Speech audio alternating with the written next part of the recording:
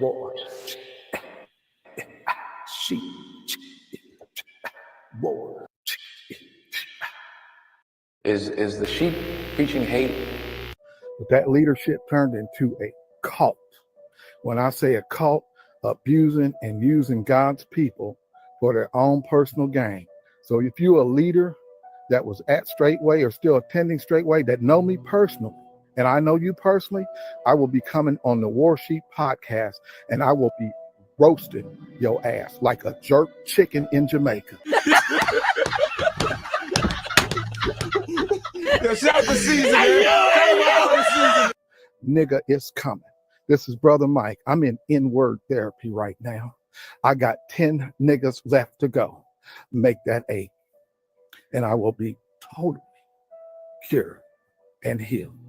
You thought you was going to piss all over these people with them lies, with that fake trust, with these fake marriage certificates, and you thought you was going to piss all over these people and walk away and live happily ever after?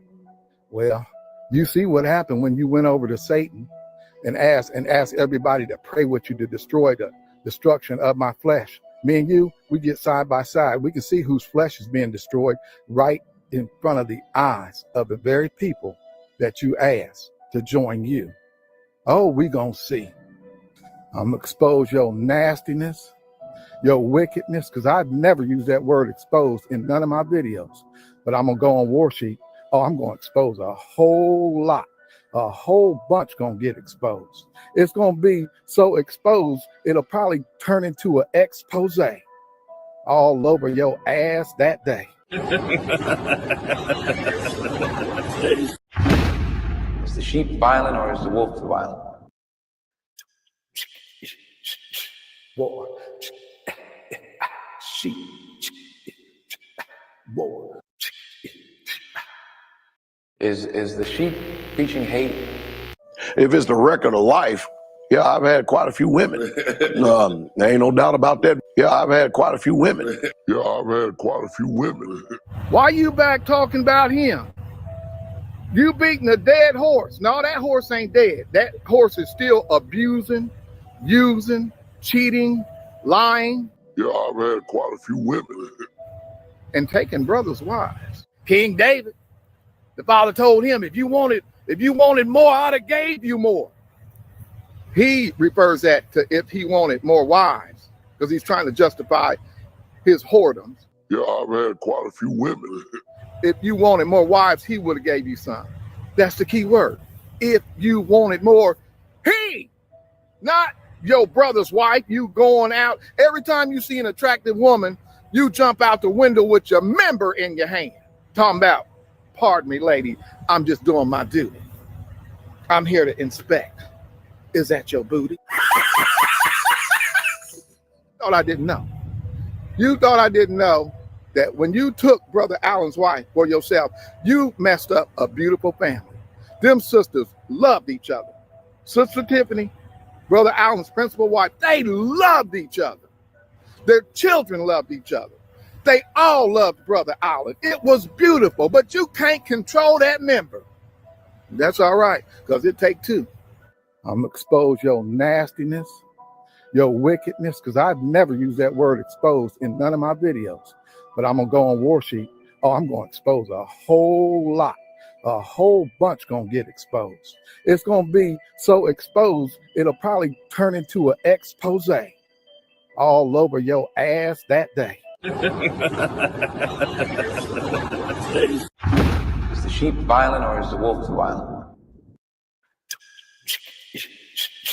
War.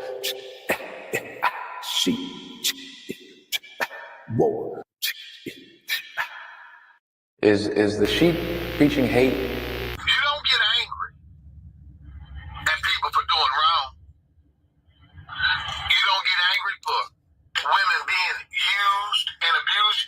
You don't even get angry when this man lies on the Most High, the Father of all creation. You don't get angry.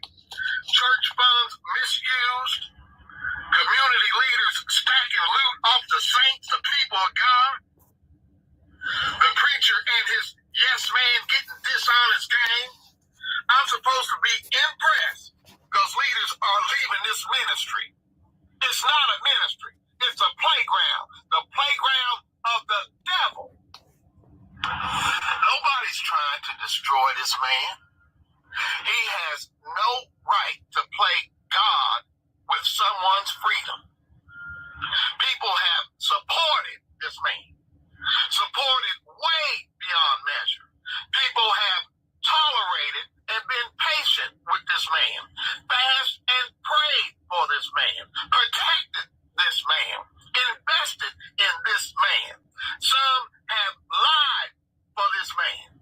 People have given all and are now too old to rebuild because they don't have enough time on this earth because of their age. They don't have enough time to rebuild.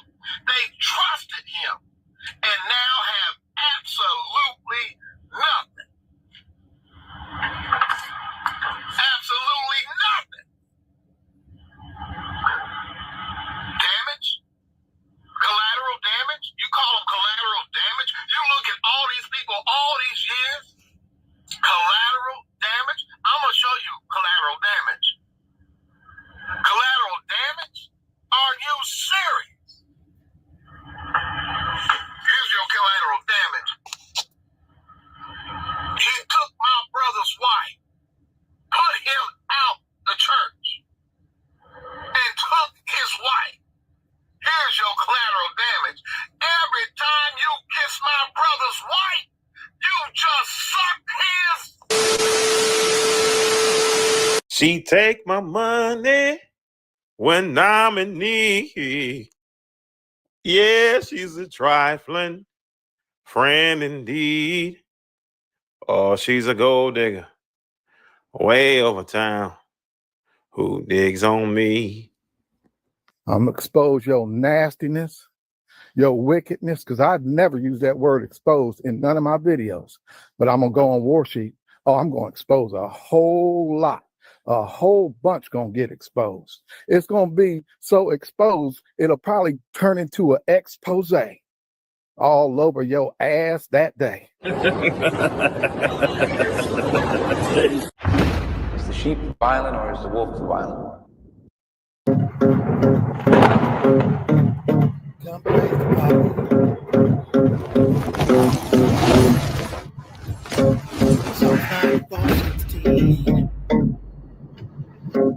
What does it really mean? Y'all said, who gon' stand for me? For the evil that I see. Who gon' stand for me? Against all this iniquity. Warsheep, Warsheep, Warsheep is our sheep. Warsheep, Warsheep, Warsheep is our sheep. Warsheep, Warsheep, Warsheep is our sheep. Warsheep, Warsheep, Warsheep is our sheep. Who gon' stand for me? Who gon' stand for me? Who gon' stand for me? Against all this iniquity. Warsheep, Warsheep, Warsheep is our sheep. Warsheep, Warsheep, Warsheep is our sheep. Warsheep, Warsheep, Warsheep is our sheep. Warsheep, Warsheep, Warsheep is our sheep. Who gon' stand for me? Who gon' stand for y'all? Who gon' stand for Jesus? Who gon' stand for me? The truth is on fire. We don't need no water, let the Holy Spirit burn. The truth is on fire. We don't need no water, let the Holy Spirit burn. Who gon' stand for me? Who gon' stand for me? Who gon' stand for me? Psalms 94:16. Who gon' stand for me?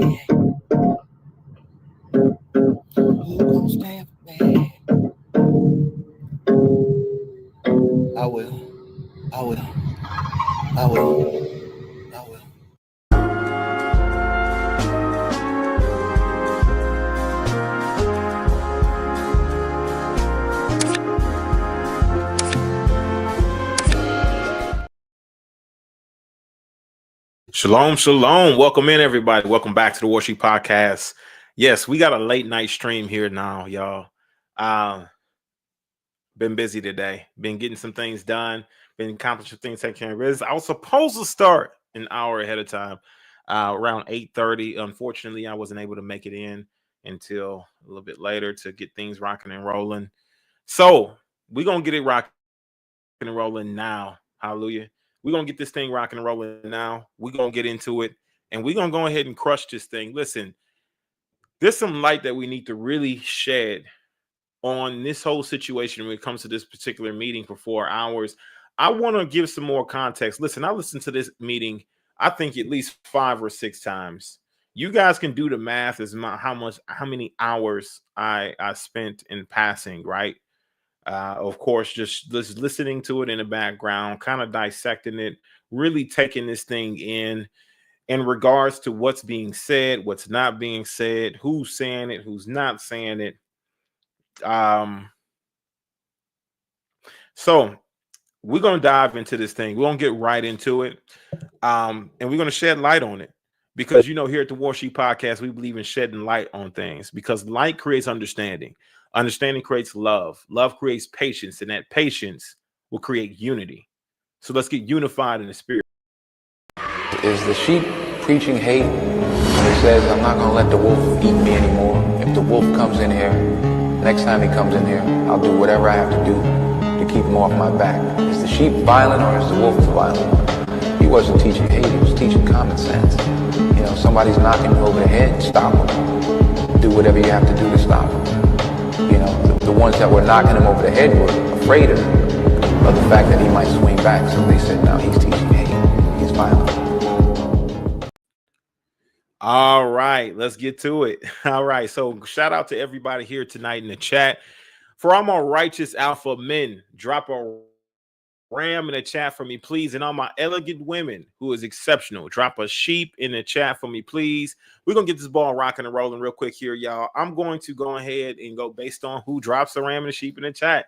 Listen, Mama Shay, welcome in. Good to see you in this thing. My mother, Mama Shay. No, let me go back. Shout out to everybody, man. Shout out to everybody. Wisco, Pyro, welcome in. Good to see you in this thing. Bless you and shalom, shalom. Chasing their real father 85. Welcome in. Good to see you in this thing. Bless you and shalom, shalom. Salute to the honorable Pastor Rufus. Welcome in. Shalom, shalom, and bless you. Mama Clay, welcome in. Bless you and shalom, shalom. Bro Vic, welcome in. Good to see you in this thing. Bless you. Shalom, shalom. Sister Aaliyah, welcome in. Good to see you in this thing. Bless you and shalom, shalom, shalom. Sister Rose, welcome in. Good to see you in this thing. Bless you and shalom, shalom. Sister Catherine, welcome in. Bless you and shalom, shalom. Brother Reggie, welcome in. Good to see you in this thing. Bless you and shalom, shalom. Unknown Grills, welcome in. Good to see you in this thing. Bless you and shalom, shalom. Ben Yakana, welcome in. Good to see you in this thing. My brother, bless you. Shalom, shalom. Missable.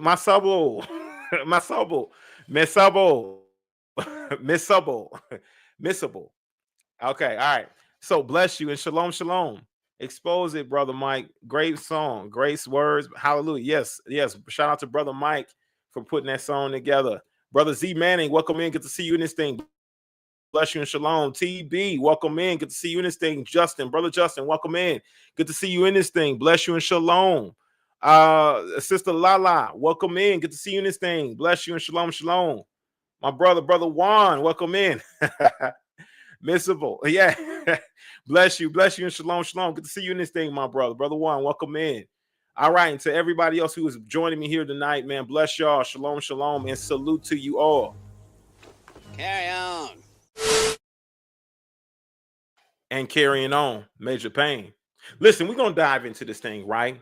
But before we really get started, listen, we got 72 you here, two of you in here in the chat. All right, let's go ahead and hit that like button real quick, y'all. We need maximum effort. We need maximum effort, y'all. And don't forget, for all of you who are in here who are hating on me, feel free. You're more than welcome. If there's any haters in here right now that don't have nobody to hate on, feel free to hate on me. Sit back there and say my hair ain't luxurious when you know it is, bitch.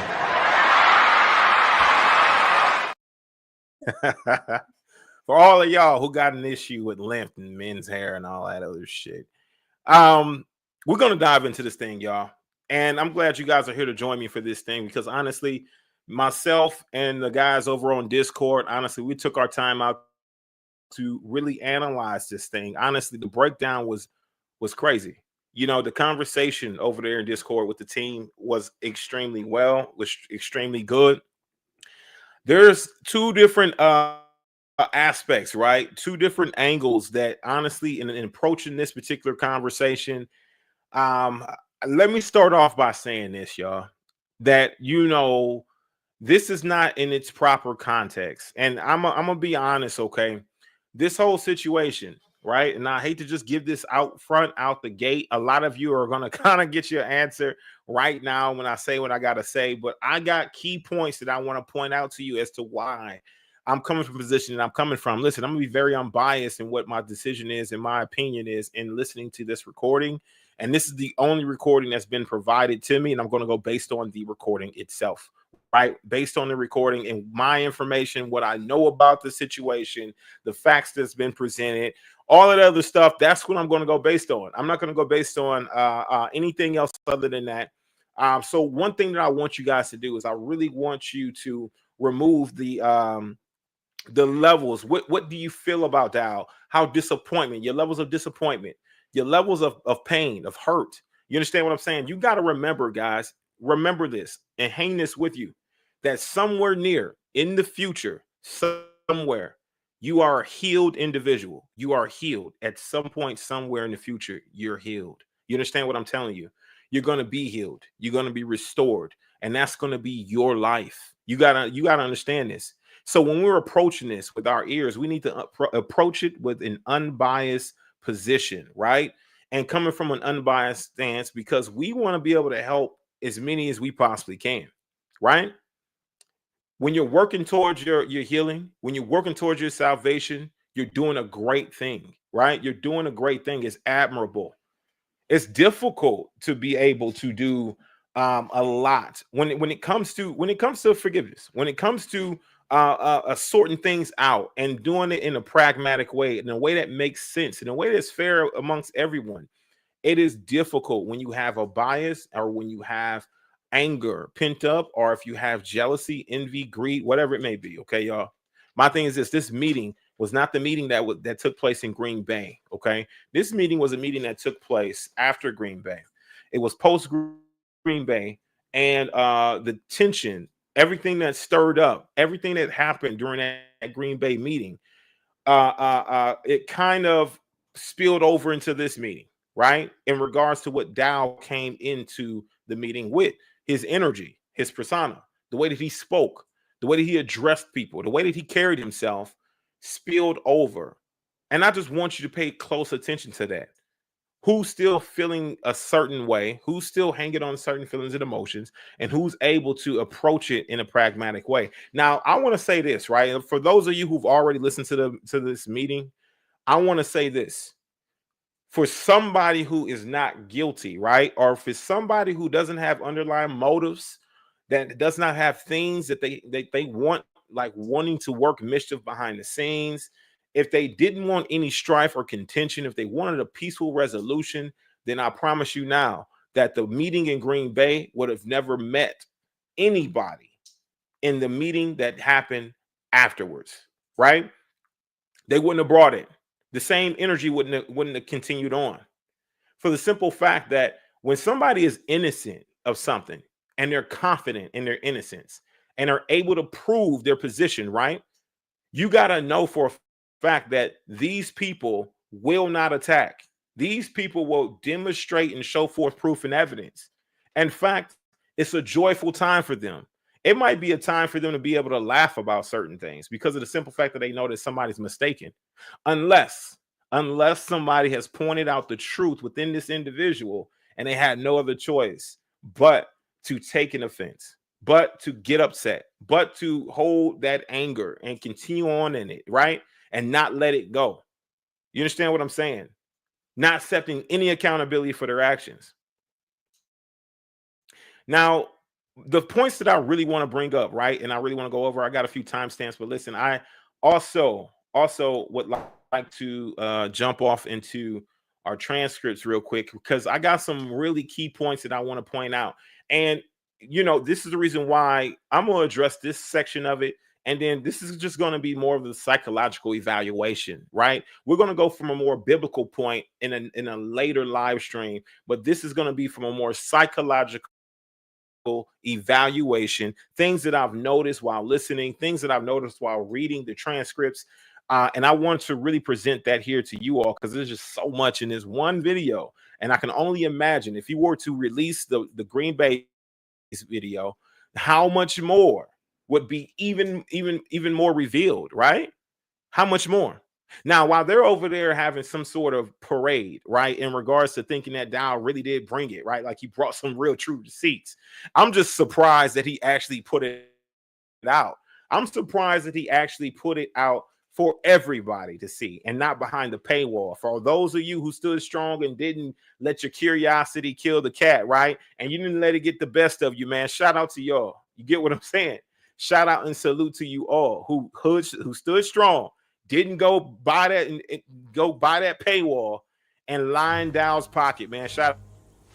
Carry on.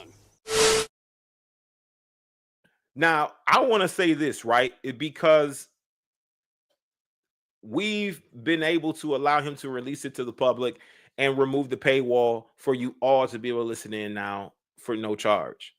And I think that was the tactic there. I'm pretty sure he didn't grow in his finances. His money, his pockets didn't grow, you know, which is the key thing. He doesn't need the growth, right? I'm pretty sure he needs the help, but he didn't need the growth. Not the growth in wealth. Listen, it's time to starve the beast. You understand what I'm telling you? All right, let's get into these transcripts real quick. And I'm going to show you guys a few things in regards to them. I think that once, excuse me. Let me go ahead and share this up.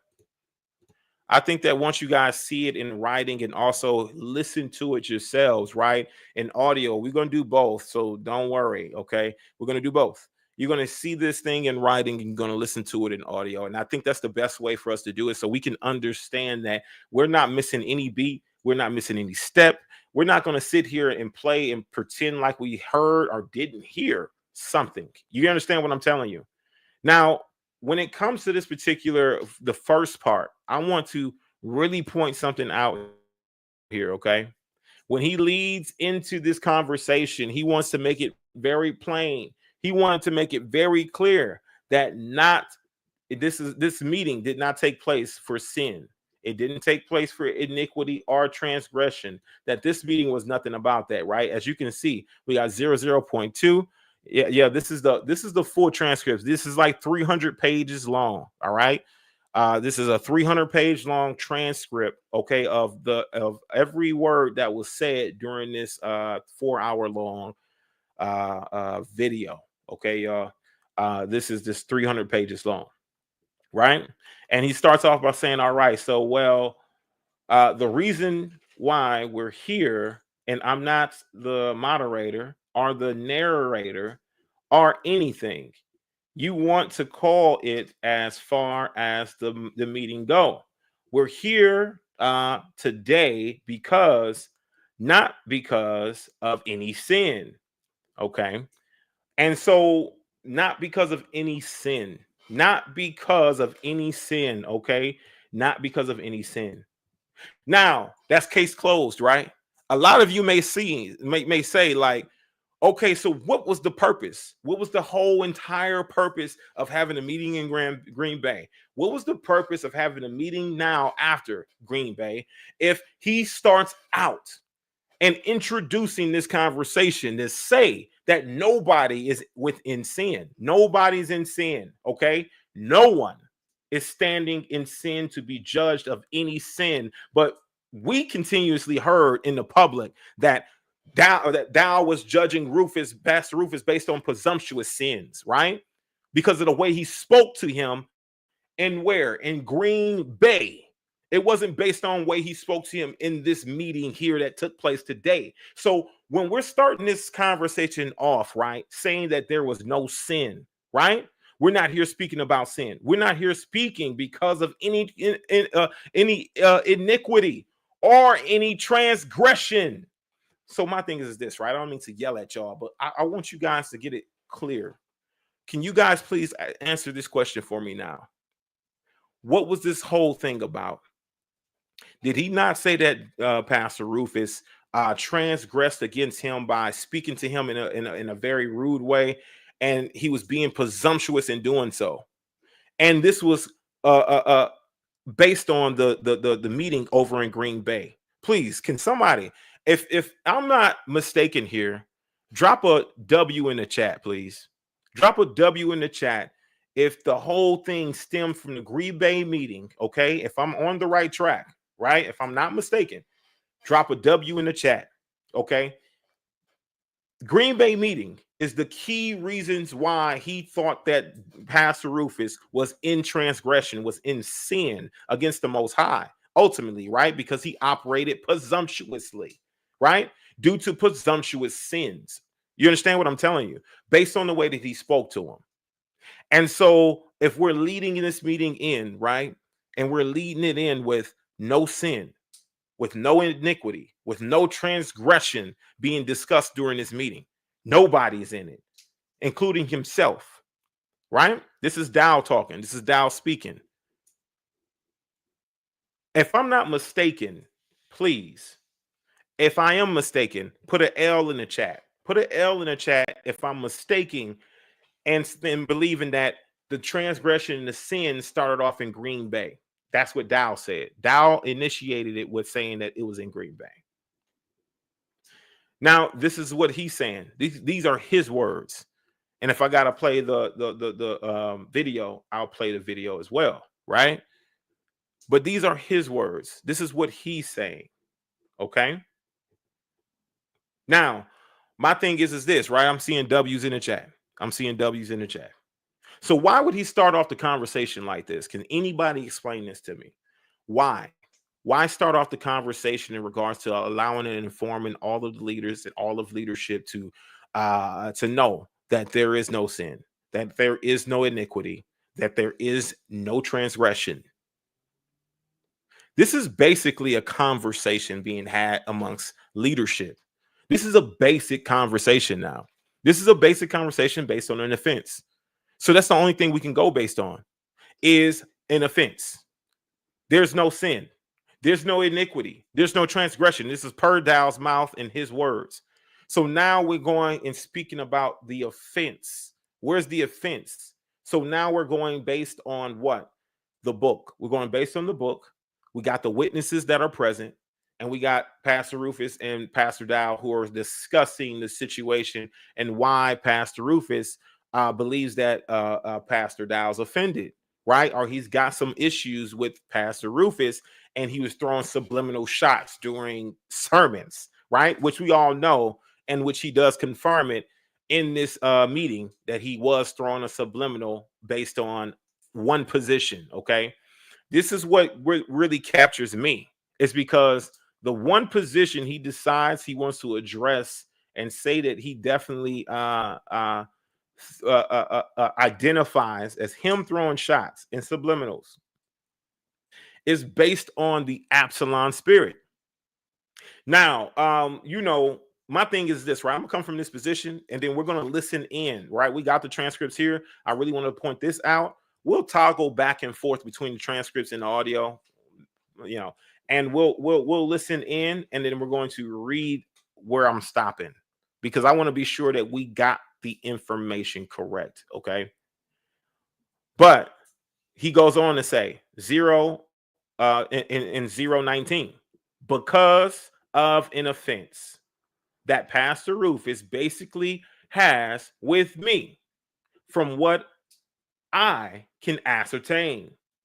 So from what he can understand, it's based on an offense that Pastor Rufus has with Dowell. Now, of course, this is a pure art of deflection. You're going to deflect. You're going to deflect and say he has the offense. You're not going to say that I had the offense or that Pastor Rufus says that he has identified that I was carrying an offense. So we're addressing the offense. No sin, no iniquity, no transgression, just the offense. And that's all we're addressing here today. Okay. This is all we're addressing. It's sad. But let's go ahead. Let's dive into this real quick. I want to let the audio play through for this particular section until we get into what we need.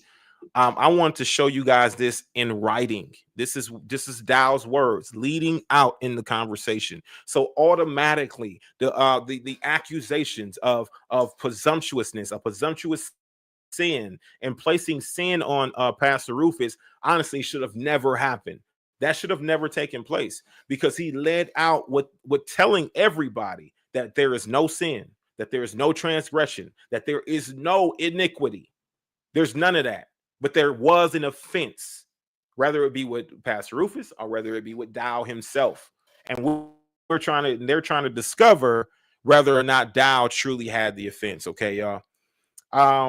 Y'all let me know if you guys can, because I want to be sure. I got my transcripts up. I want to be sure you guys can hear this in the backdrop. Let me do this, because this will make life so much easier. If you guys can hear my audio, entire screen. Yes, that's what I want. That's what I want right there. All right.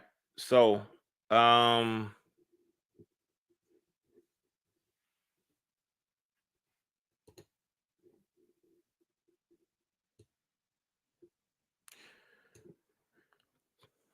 cool. Let me go ahead and we're gonna see.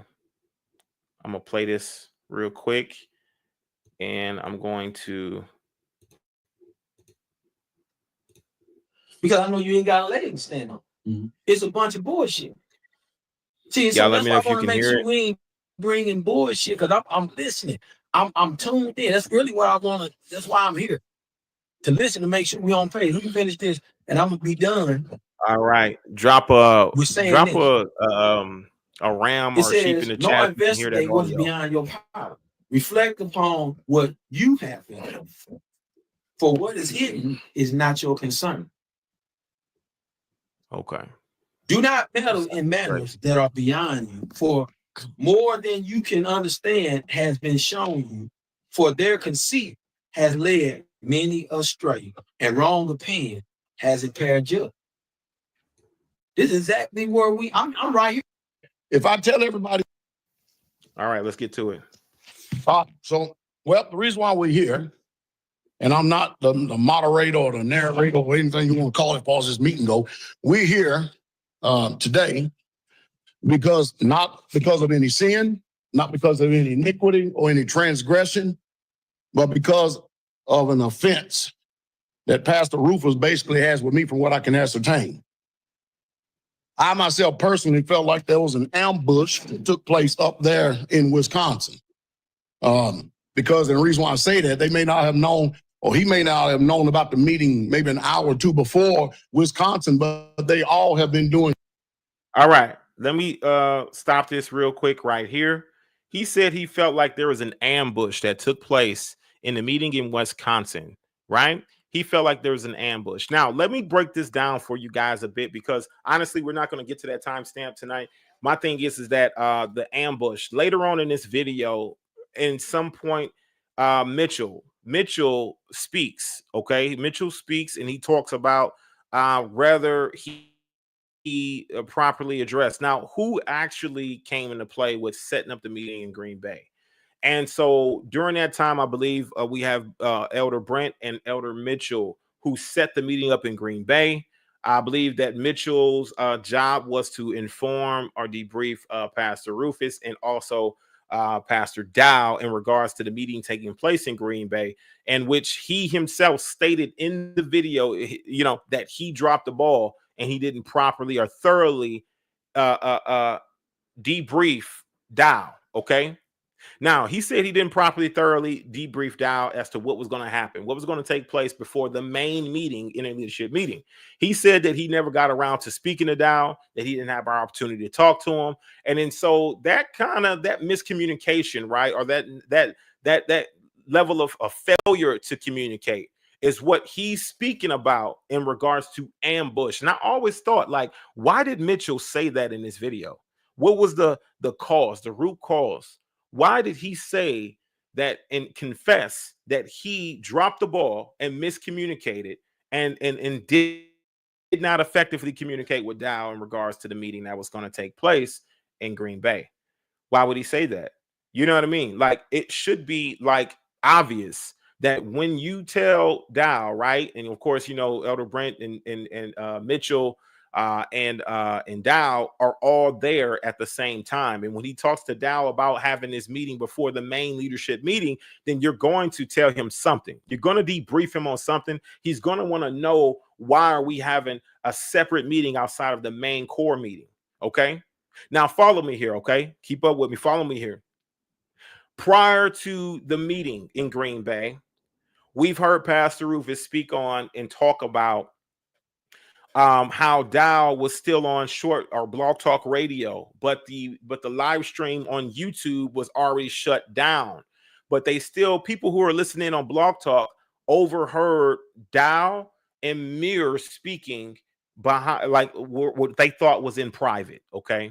And in this conversation that they thought they were having in private, you can hear Dowell saying that during a leadership meeting, he's going to get the root of the bitterness, right? He's going to get that root. He's going to get that spirit.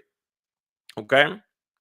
And so, of course, what it sounded like was that he was speaking in regards to Pastor Rufus and you know, and saying that he was a bitter root and that he was going to get that spirit. You understand what I'm saying? You had individuals calling Pastor Rufus in regards to what was being said on Blog Talk Radio. Obviously, more than just Pastor Rufus understood for him to be saying what he's saying to be directed toward Pastor Rufus. You don't get that mistake between across the board between multiple different people, and you don't get assumptions out of nowhere. You get what I'm saying? If you're saying something and multiple people just automatically knew that you were talking about one individual and they called the individual, then it's not a coincidence. This is facts. You're actually actively speaking about the person. Now the relationship between Dowell and Pastor Rufus, it kind of became strained. Okay, it wasn't like it was before. It wasn't the same type of relationship. They started to grow apart in ways. You understand what I'm telling you? Dowell started to take more of an offense on certain situations. We all know that, of course, Pastor Rufus confronted him about a few things. He at first may have seemed like he received it, but then later started to throw subliminal shots through sermons. Then next thing you know, they had a conversation in regards to those sermons and those subliminal messages. He really thanked them for the conversation. They hang up the phone, and Dowell goes back to subliminal shots, subliminal messages, throwing all of the shade. You get what I'm saying? And so we go into Green Bay with all of this animosity. Okay, we go into Green Bay with all of this history of conflict now. Right? Silently, not necessarily publicly beefing, but silently, right? Throwing subliminals. So we got this animosity. We got all of this tension, right? And so Dowell's plan was to call out Pastor Rufus in front of every leader, all of leadership, not just the core leaders, the ones who were called into the situation because they might have had some skin in the game, right? But in front of everybody. In a way to embarrass him, right? Just to embarrass him, belittle him, put him down, and to make an example. Let's keep it a buck, right? Because when you're going up against the main leader, the head honcho, of course he's not going to like that very much. He's going to want to make an example out of you, right? For anybody else who feels bold enough or brave enough to step to him and tell him about anything. At this point, you know that Dowell's on his hiatus, right? He's a millionaire now. He's got all these football players donating, building him a mansion. He is King Dowell. And I'm saying that, and I'm going to stand on that. You understand what I'm telling you? He is King Dowell in this persona where we're meeting him at right now. And I'm going to stand on that. And they can get in my DM. And they can get in my DM all you want every day. DM all you want every day. Yeah. King Dowell. So King Dowell obviously wants to make an example. He wants to call Pastor Rufus out in front of everybody. He gets to the Green Bay. He gets there. I'm pretty sure he's amped. I'm pretty sure he's focused on getting his job done. Now, here's where the lines are a bit blurred, because Mitchell, if Mitchell would grow some balls and actually tell his testimony, then I think that it would actually fill in some gaps. But, you know, from what Dowell is saying about being ambushed, the only way that I would think that you would get Dowell in a meeting like this, right, to where his plan was to out Pastor Rufus prior, you know, right in front of all of leadership, to embarrass him, to berate him, things like that, right? His plan was to out him in front of everybody. In order to really foil that plan, right, or to change course of that plan, you would have to probably hide some information from him. I can't really think that Mitchell would step to Dowell and say, "Hey, Dowell, we're going to handle this before we get in front of all of leadership." And that Dowell would be like, "Oh, yeah, absolutely. I'm totally fine with that." And he's going to abandon his whole plan to embarrass him in front of all of leadership. So what would Mitchell tell him? "Hey, we're going to just go over a few things beforehand." I would love to hear that first recording. I would love to hear the Green Bay recording. But my thing is this, right? Is that you would have to tell him something in order for him to be content with being in that meeting, and then abandon his original plan of outing this Pastor Rufus in front of all of leadership and making an example out of him, right? Something that he was just so geared to do. Got to. So he feels as though he's being ambushed because everybody starts to approach him with sin, right? With the spirit that they see on him. Nobody's on his side at this point, really. Not really. Maybe, you know, but it's majority of people there, right, are approaching him with the spirit that they feel he's under.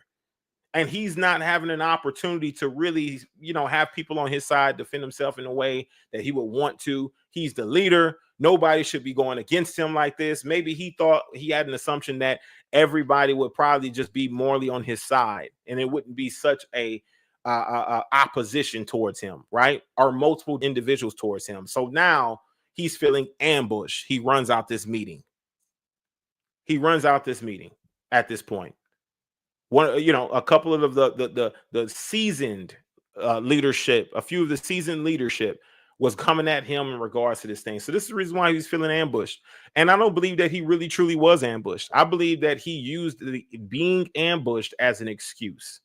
I don't think that he was truly ambushed. I think that he had some thought and idea in knowing that he was going to enter into this particular meeting, and it may have been about him and Pastor Rufus's tension. It was so thick prior to actually going in there. There's no way that he didn't know. There's no way that he just found out. He had to have known that this meeting was going to be something about himself and Pastor Rufus, had some sort of idea. Now, my thing is this, right? Pastor Rufus didn't really actually get there just yet. He was still on his way to the actual meeting. They were calling Pastor Rufus, seeing how long it was going to be before he actually arrived. And honestly, tell you the truth, Dowell, Mitchell, of Elder Brent, they all are there at the meeting already. Everybody found out about this meeting on the same day. This is the reason why I'm kind of confused as to why Mitchell decided to give him the excuse of not being properly informed. I'm very confused by that, right? But regardless, we got to keep it on, right? Let's continue, y'all. Let's And continue. chatter behind the scenes, Elder Mitchell, Elder Brent, and Elder Doug with Pastor Rufus. And all this could have been avoided if he would just simply came to me. Because every time he comes to me, for some reason, he thinks that I'm not forthright and forthcoming in my speech and my attitude, or whatever way that we approach things.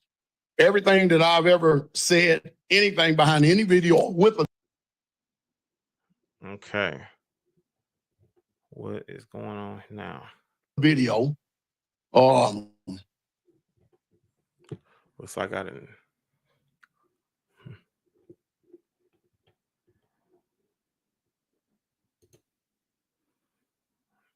Mm.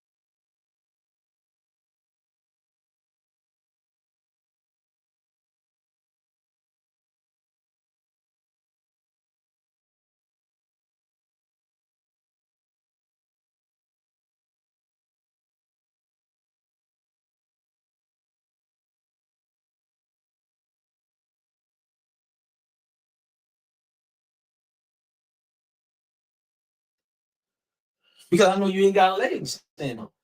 It's a bunch of bullshit. See, so that's why I want to make sure we ain't bringing bullshit, because I'm listening.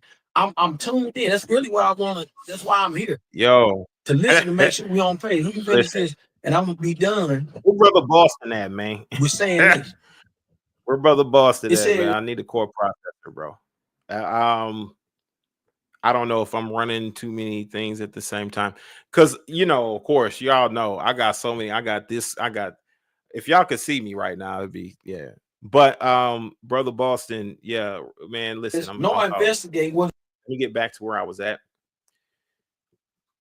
because we're not here for any type of judgment that I can ascertain. Because if it is, what is it? I need to know exactly what it is. All right, so we're not here for any type of judgment from what I can ascertain, because if it is, then what is it? I need to know what it is, and I'm curious if he was referring to himself. But let's continue. Let's continue. Let me see where we are at. 0. We were in the beginning. Let's continue. It's supposed to be. It should be. It seems like it's a created issue between him and I. Well, I'm not even going to include me. I'm just going to say him and him alone. And that's all I got to say starting off. Yeah. Let's go ahead and respond to what Pastor said. I feel like I don't have an issue with Pastor Dowell. I never have been bitter. I've never had been offended. Pastor Dowell. I wasn't involved on Friday night. I didn't do big bullshit. But I did. I'm sure why I said that. Pastor Dowell has said a lot of things in video, and I've been knowing that they are directed at me. I made a phone call to Pastor Dowell and said I never reached out. That's not true. I reached out to Pastor Dowell on that phone call with him. And at the end of that phone call, all he said was, what he said was, I just think that if you get out front and leave from the work, it'll probably end of that conversation, he literally said to me, man, thank you for calling me back. This was a very good conversation. Thank you for calling me. The next day was a Shabbat. It's a 3-hour Shabbat. You have to go through it. I still heard shots in the Shabbat. When the spirit of the leader who rises up, you're supposed to stay in your place. And I was like, wow. So at that point, you can kind of go timelining from that video and look on my page and see all the work that Georgia's been doing since that time. And this is in December. We have been working. I have been out front. But one thing I said was, let's see after slander in the video stop. They never did. Now, Elder Richard and Elder Free, I really didn't talk to Elder Beck at all. Especially got ready to come to speaking. The only 2 reasons I talked to these 2 men because they were already in, and I told them that. And called you, or any other leader. I did. And I told these 2 men everything. Can you elaborate on he and I were already involved? Well, had knowledge, let me put it that way. Had knowledge of certain things. He's been written, so he's seeing some of the things that are taking place. And then I remember the previous conversation that things that the shared with that elder. Right. So I spoke to these 2 men alone, and I told them, and then I told both of them that whatever I say to you, it's okay to go back to Pastor Dowell. Because I'm not trying to hide anything. Now the secret meetings, the only people that I've ever met with is the brothers on the land in Springfield, Georgia. I've had no other meetings with anybody else. I haven't talked to any other leaders. I haven't talked to any other brothers.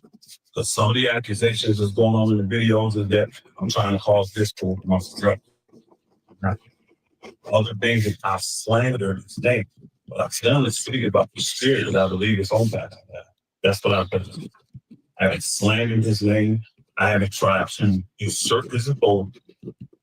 I've made it very clear he's still the man of God. I still believe that. I just believe he has a spirit that he doesn't see. And now he's exercising authority and power spiritually that he really truly doesn't have. That's what I would express. Okay. So let me be frank. I mean, you can hear the honesty. Of course, he even says, of course, I still believe that he's the man of Yah, but also in proper context, he says, but I believe that he's under a spirit. Now, I want to make this very clear. He said he spoke about, Pastor Rufus said he spoke about the spirit, right? I'm to hear this evidence of him slandering his name, spoke about the spirit, right? Spoke about the spirit. So when we're addressing the spirit, okay, I still believe that he said the man of Yah, not the man of God, but the man of Yah. That's the way that they translated it, the transcript. The man of Yah, I still believe he has a spirit. I still believe he is operating within a spirit, even though I said that he is clearly still, he said that he still believes that he's the man of Yah. Okay, still believes it.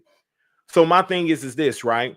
There is no underlying motives. There's no deception here. But I want you guys to witness what they would call a sleight of hand. Okay.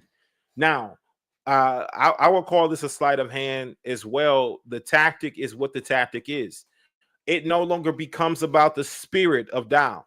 The spirit that was being addressed in the Green Bay meeting is no longer a thing in this particular meeting.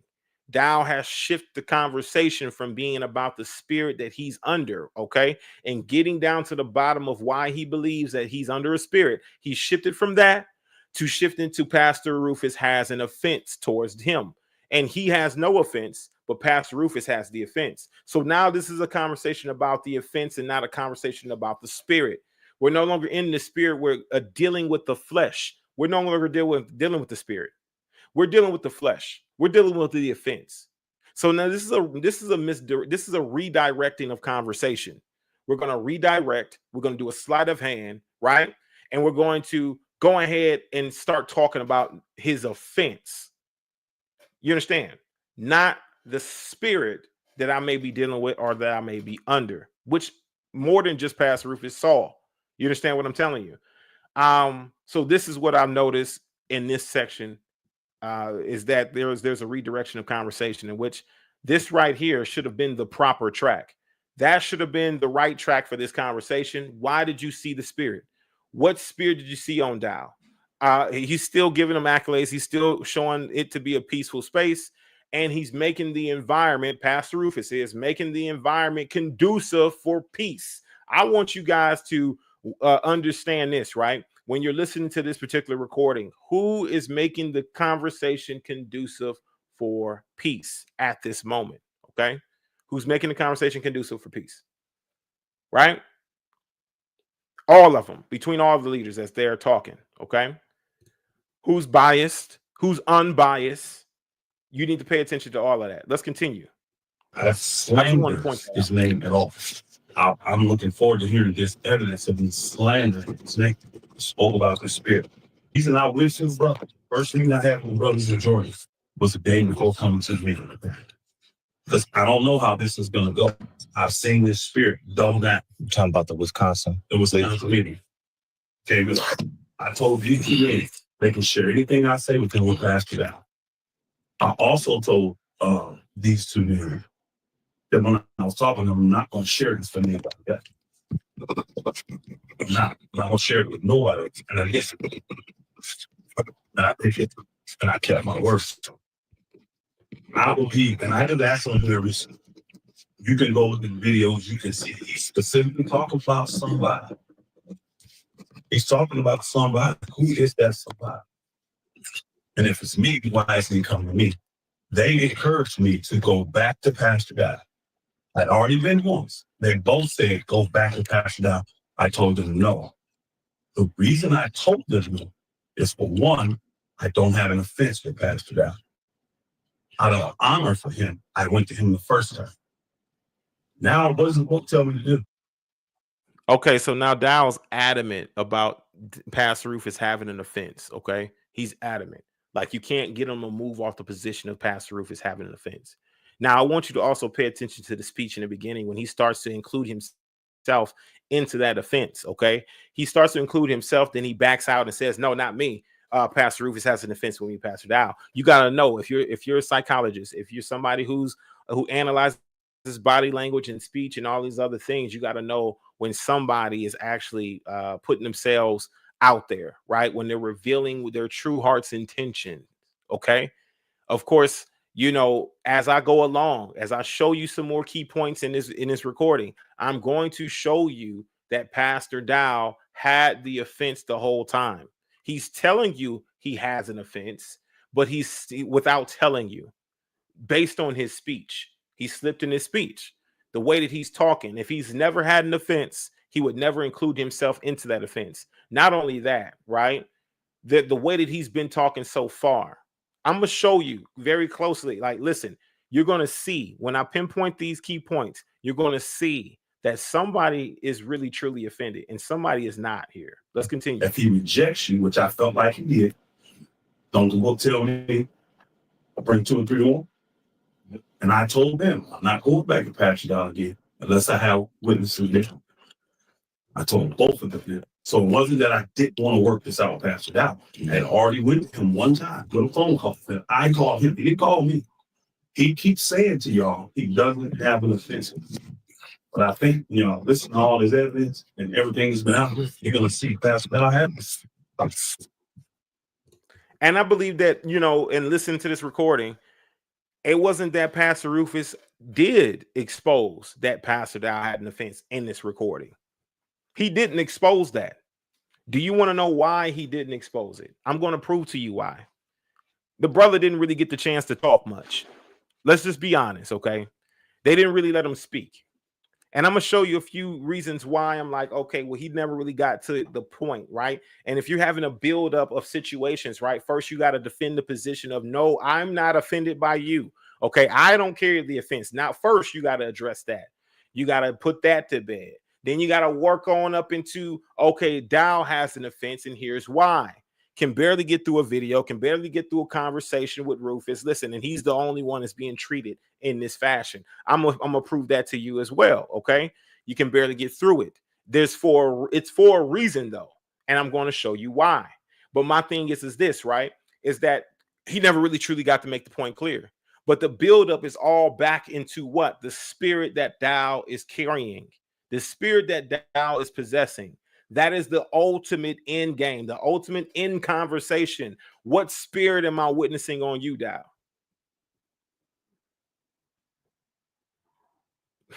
That's it. But either way, he's stuck having to defend the position of having an offense against Dowell, and obviously that And he's never once came in cold when he has him. He thinks that his speech is extremely clear. It's not all the time. He speaks to us a lot of times in what he says to parables, the shotgun method. But when I looked at how Jesus did that, the disciples, he didn't do that. He told them, I speak to them that way because they ain't spoke to me. I come to you direction. I wouldn't think we're the way. I would think the leaders are at least the disciples. And he should come to us directly. I think Pastor Dowell has been on a fishing. This is my thoughts. Okay, I think he's been on a fishing expedition to try and get information from saints that he can accuse me of to validate him thinking I have a bitter spirit towards him. I would say again for the records, I love Pastor Dowell. I always love Pastor Dowell. I'm not going to stop loving Pastor Dowell. He is the man of Yah. I don't want his position. I don't want his title. I don't want his life. I don't want anything. I don't want to be here. I want to serve with him. And I want to say that to him and all y'all here. Now, you would think that after all of that, that would diffuse a lot of tension, the tension would subside. It would be received that there's peace, right, in the environment. The environment is conducive for peace. And he has an understanding right from the horse's mouth that not only did he still believe that he's the man of Yah, right, but he also wants to serve alongside him, and he does not want anything he possesses. Okay. Now, if he's just blatantly lying to everybody's face, then Dowell would have to prove his lies, okay, and the reasons why he feels the way that he feels. I don't believe he ever proved that Pastor Rufus wanted anything other than to serve alongside him. I don't believe that he proved it at all. Listen to this recording as much as I listened to it. I have not heard yet anything tangible to where he could prove that Pastor Rufus actually outwardly showed ways to where he was jealous or envious of his lifestyle, of whatever.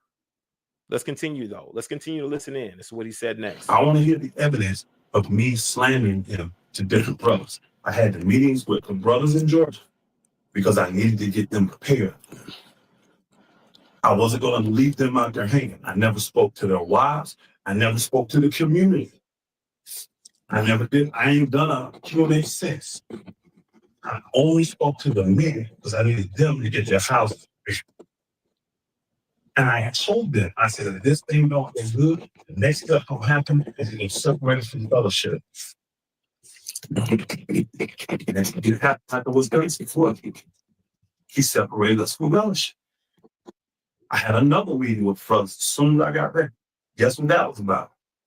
To update them on what happened. Remember, after Wisconsin, remember me and Mother Jennifer were around Amherst.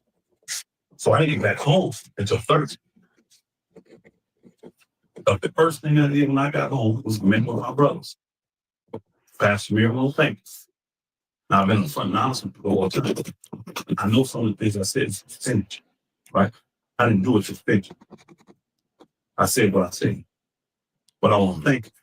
Because when you did do spiritual sex with me, you were the only one that put the act on.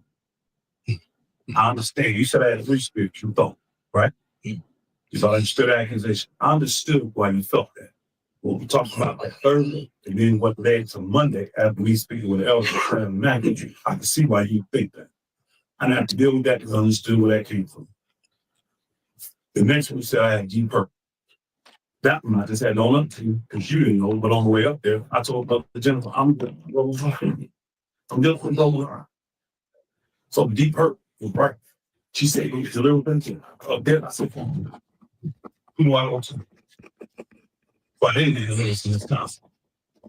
The next one said bitterness. And I think about it with all the slander, all behind the scenes trying to eviscerate my character.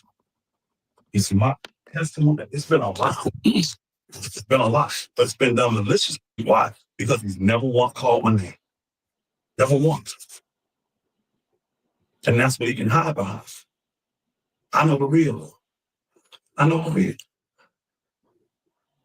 But as soon as I got back, I met with the brothers. I told them what happened. Remember, the separation came Monday. Y'all remember that, right? Mm-hmm. When he made the decree. We hadn't been before anybody. We hadn't met. We hadn't talked. But he made a decree that we were no longer allowed to be fellowship with by any community. And he will tell you when that spirit is right. That's biblical. I'm a publican and I'm a feast. But I ain't just for people. That's biblical. That's why when I did we talked to him, and some of y'all didn't know what was up. Because when he said to me, I sent this to the Israelites. That was his words. Then he said, I want all communities to refrain. All right, so I want to point this out real quick, and we're going to move on to the next timestamp here soon. Okay, those are some of the key points that I want to point out in the beginning of this video. But right here, he says what Dowell said, and this, Pastor Rufus is referring to Dowell. When to some of y'all didn't know what was up, because when he said to me, I sent this to the Israelites. Israelites is plural, not singular. It wasn't, I sent it all to leaders. I sent it to all of leadership. And it wasn't like he made it very clear and precise as to who received this particular message. Now, when I'm pointing this out, I'm pointing it out for a real reason, because I want you guys to pay attention to their response. Pay close attention to their response when he says what the message says and why he misunderstood these people and are misunderstood them, right? Why did the misunderstanding take place? He said he misunderstood it because he said, I sent it to the Israelites. I want you guys to pay attention to what their rebuttal is and how all of them responded to him pointing out the fact that the word Israelite is plural. Israelites. That's encumbersome of everyone who he spoke about in that message. It includes everyone. Now pay attention to what they tell. I would not assume that he sent that to all leadership. I would assume he sent it to every. That's why I responded to all leaders that's involved. And I think so wrong. So he said that he would assume that he sent it to all of leadership. I would say that reading this message and listening to it, I would say that I would assume that he sent it to everybody involved. The people who are not supposed to go fellowship with Georgia, the people, the leadership, so they can be able to affect the change and the orders and implement the change in orders, put it in motion, make sure that nobody goes in fellowships.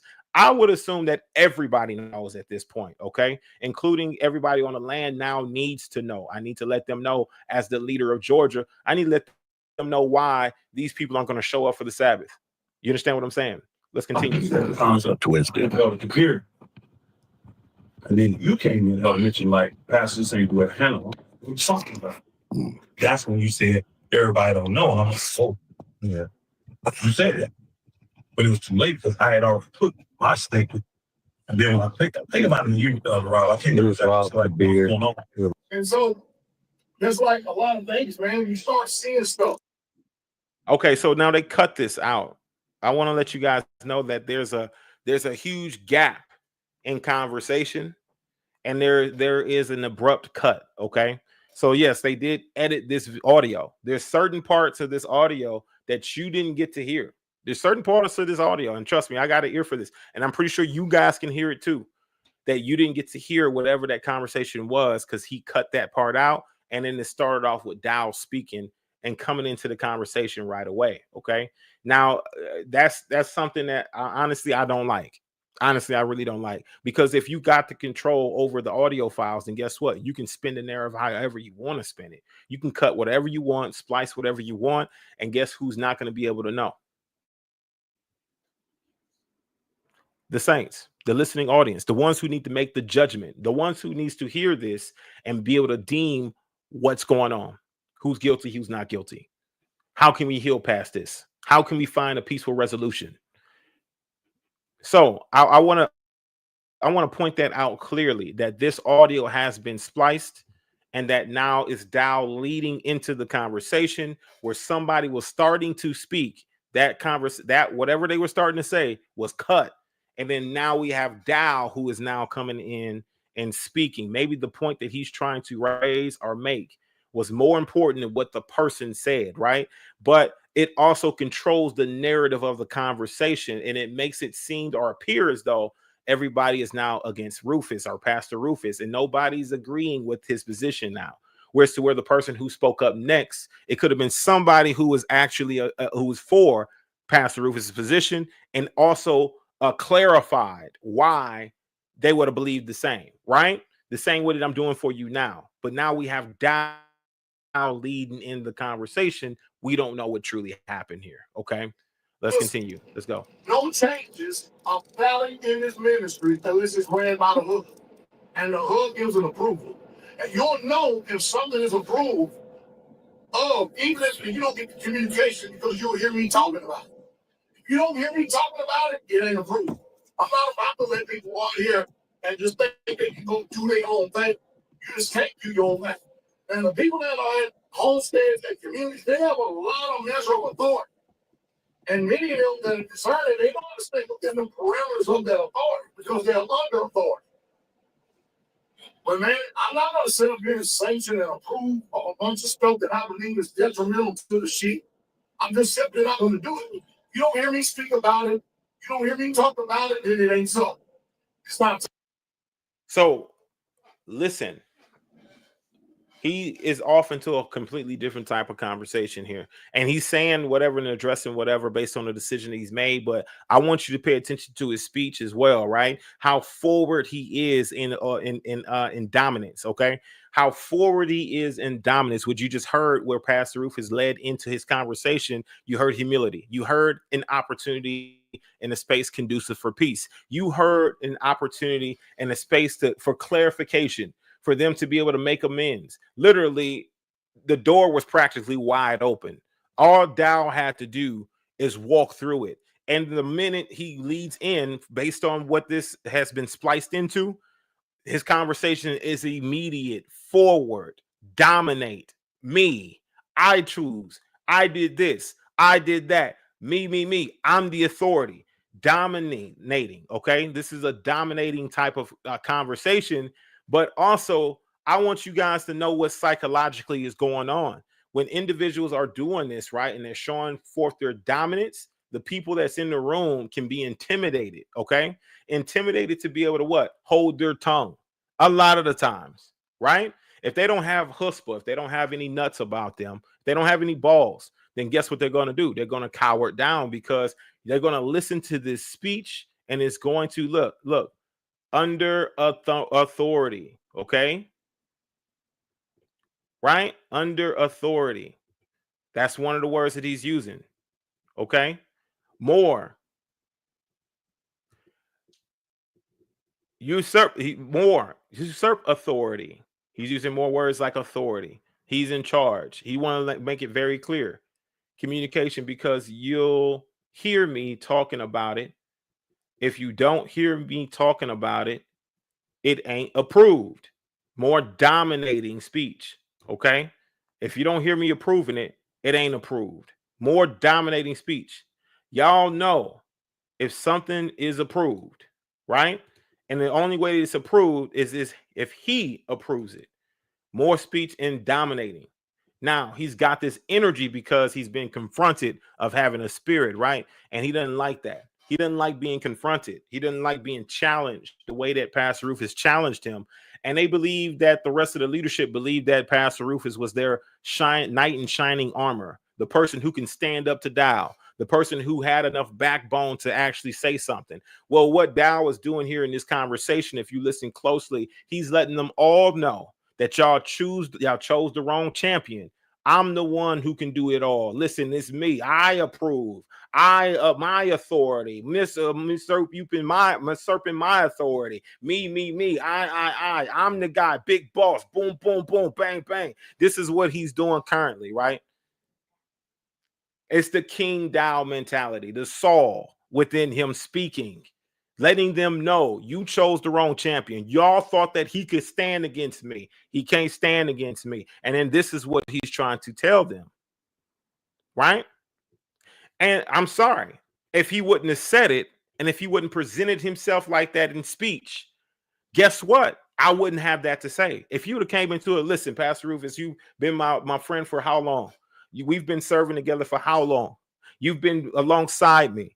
I've been disappointed in a lot of the ways that you've been moving. But I love you, man. I love the way that you move. I love the way that you do this and that and the third. And I think that you can do better. So I want to push you to do better.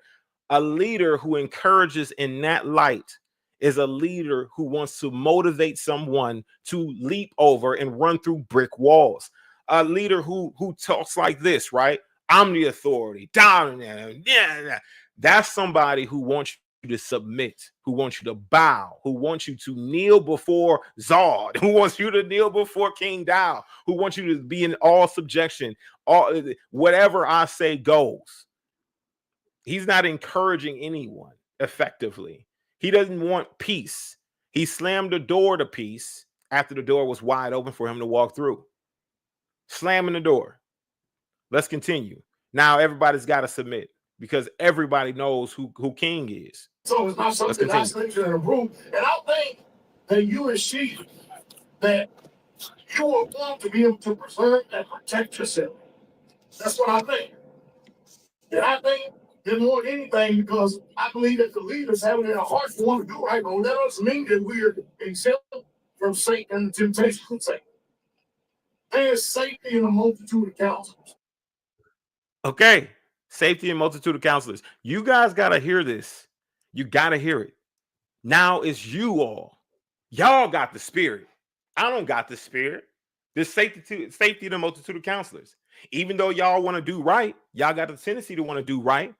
Y'all still can be tempted by Satan. He didn't say nothing about himself being tempted by Satan. It's almost as though he's not even a flesh man. It's almost as though he is a divine being, divinity, that Satan can't touch him. You understand what I'm saying? He's completely removed himself from the conversation, and all of leadership here, all of the leaders are morally going to be tempted by Satan, and he himself is immune. He's impenetrable. He's the one that decides whether you're being tempted by Satan or not. And he's placed himself in the seat of Moses, placed himself in the seat of the Most High Yah, placed himself in the seat of Yeshua, placed himself in the seat of a judge once again. I'm judging y'all. Y'all not judging me. Yeah, I'm judging y'all. Now, this is a tactic that's honestly used by Leviathan. This is Leviathan 101, narcissistic 101.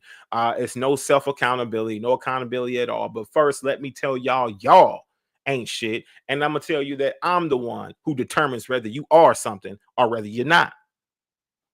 If I determine you ain't shit, guess what? You ain't shit. But you can't determine whether I'm something or not. You can't tell me that I ain't shit. You don't got the right to tell me that. I'm King Dowell. I am King Dowell. You understand what I'm telling you? I'm King Dowell. You don't got the right. You do not have the right to tell me that. So this is the speech that you're listening to and hearing. You can read it verbatim. I got the transcripts. And the same guy who's saying all of this, right? I'm trying to help you understand, because in the midst of this conversation, these leaders, they don't understand that they're being manipulated, right? In speech. I'm telling you, I'm coming from a psychological standpoint, right? I'm approaching this thing in a psychological evaluation first, and then we're going to break it down biblically the next time we go live. Psychologically, these leaders are being manipulated right now. This is witchcraft that's being performed right now. You can read it in the transcripts and see that he's literally actively calling them all Satan and saying that they're all vulnerable. They all are vulnerable without him. That he is the one that needs to keep them on track. He's the one that needs to keep them in check. You understand what I'm saying? Nobody keeps him in check. And guess what? Ain't no way that he's going to accept what I'm saying right now ever and try to repent. And I would never repent. And I would never repent. Never repent. And it's obvious. And it's obvious. But the Most High, allow him to reveal all truth. And I'm sure he will at some point, or maybe he won't. But let the Father go ahead and handle that portion of it. We just need to continue to sound the alarm. Hallelujah. My thing is this, right? We're going to continue. Let's continue with this.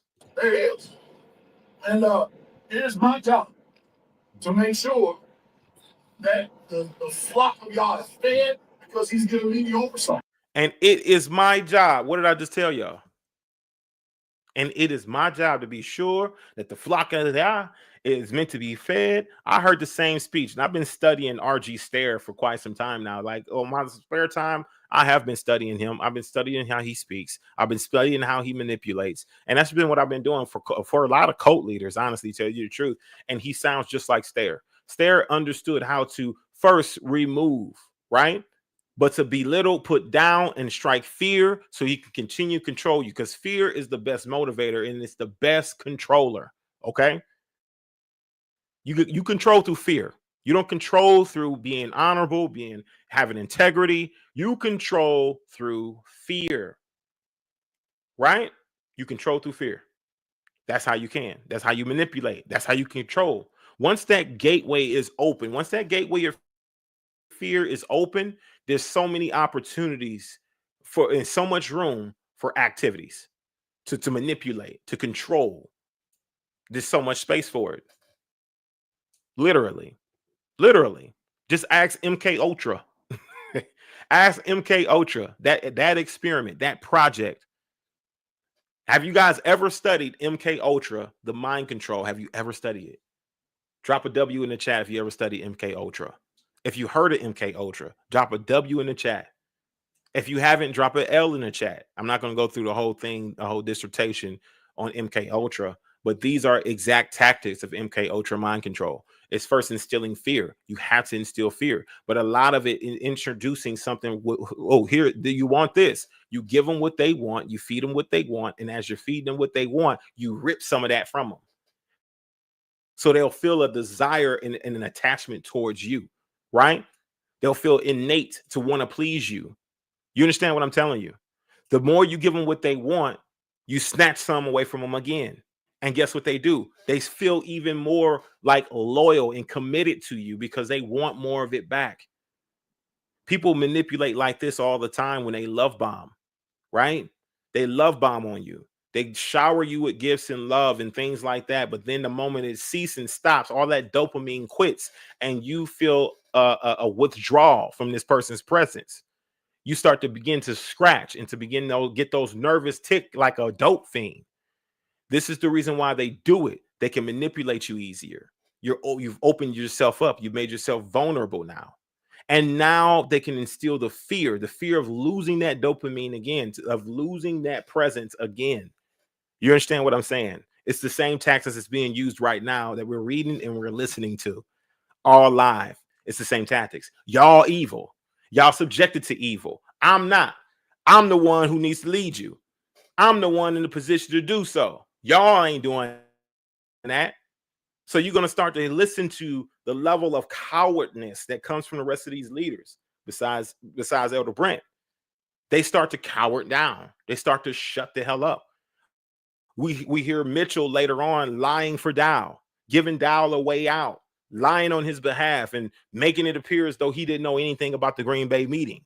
This is what you start to listen to. It's all control and manipulation. That's the reason why a lot of you don't want to speak out. It's because he's done the same thing to you. Are you a coward for not wanting to speak out? Yes, you are. But that's not none of my business. You understand what I'm saying? You got to just remove and break the chains from your mind. If you know you have a solid testimony, tell it. You can see the literal chains melt away from Brother Jordan as he's telling his testimony, as he's speaking up. You can literally see that he's freeing himself all at the same time. And it's just the first step towards healing. But I can't encourage you, brothers, more. I would encourage you. I would admonish you. And I would still keep it real with you. Yeah, I do think that you, could do better. But either way, that's neither here nor there. Let's get back on task. My thing is this, right? Yes, he's manipulating openly. You see, he's doing it in his speech. We pointing this out right now. This is the response to whatever Pastor Rufus was saying in regards to who he was talking about, right? In regards to the Israelites, when he put the memo out there for them not to fellowship with Georgia any longer, right? This is his response. He leads in with this. It starts with manipulation and control, coercion, injection of fear, right? Breaking the buck. Ooh, breaking the buck. Literally breaking the buck, though, right? Let's continue. There's a reason why that during the appointed times of the year, feast days, that y'all all come. You come on back to the hub because you know that this is the place where y'all's placed his name. You know that the man of y'all is the generation, and you know that I'm out for your best. So RG Stare 10 goddamn one. I promise you. Yo, he learned from the best coach, one of the best coach leaders. This is RG Stare 1-on-1. You guys come to my land. You guys come to me. I'm the man of Yah. Blase, blase, blee. This is Colt 101. This is RG goddamn Stare 101. He just pulled one out of the playbook. I believe that he already premeditated this speech going into this meeting. He premeditated it. How would Stare approach this? Stare was able to get men to submit. Stare was able to get men to bow to him, to serve him, to do whatever he said to do. Stare was able to do it. How can I do it? This is premeditated because this is RG Stare 1-on-1. Let's continue, y'all. It's just crazy. Just the level of parallels right now. It's crazy. And I love each and every last one. I truly do. I love each and every last one, but I'm not going to sit by and watch the wolf use good words and fair speeches to deceive the heart of the simple and then release you. I'm not going to do that. And so sometimes in you in the future, you might have you got some choices and decisions you make. Are you gonna still follow? Okay, and then he says that he loved every single last one of them. We call that the sandwich method. Okay, you tell him some bad shit, you sandwich that with some good stuff, and then you tell him some more shit. You're okay. That's bad. Let's continue, y'all. Let's continue. He will follow the spirit of Absalom. That's what teacher Eric tried to do. He tried to go away so-called quietly while he was drawn away. He didn't want to still have people listen to him, but he was going to tell everybody he was not part of the ministry. And I had to get out front of that because it's called what some of you are. You don't pay attention to how I talk. You don't pay attention to the things I say and the things I don't say. You don't pay attention to the things that I approve of and the things I don't approve of. You don't do that. You just go wink on by because, oh, that's teacher Eric. And you don't watch me. You don't watch me real close to see about what I'm doing. Because, a lot of times you have to wait on the right time before you pull the judgment call. And a lot of times you got to wait for a lot of people to show their hand before you can actually pull the judgment call. So, because it's so, it's so deceptive how deceived we will allow ourselves to be because of a relationship, personality, or someone's talent. It's crazy. Crazy. And I know that sheep men is not even go as they are, man, they'll swallow anything that people are selling. Go find this single. Swallow it all. It ain't me. I'm the shepherd that's here to warn you of the wolf when it comes around. I'm here to make sure you stay so. I'm here to make sure you stay in. Yeshua's bring past the fight sin before. You can trust me. And as the Okay.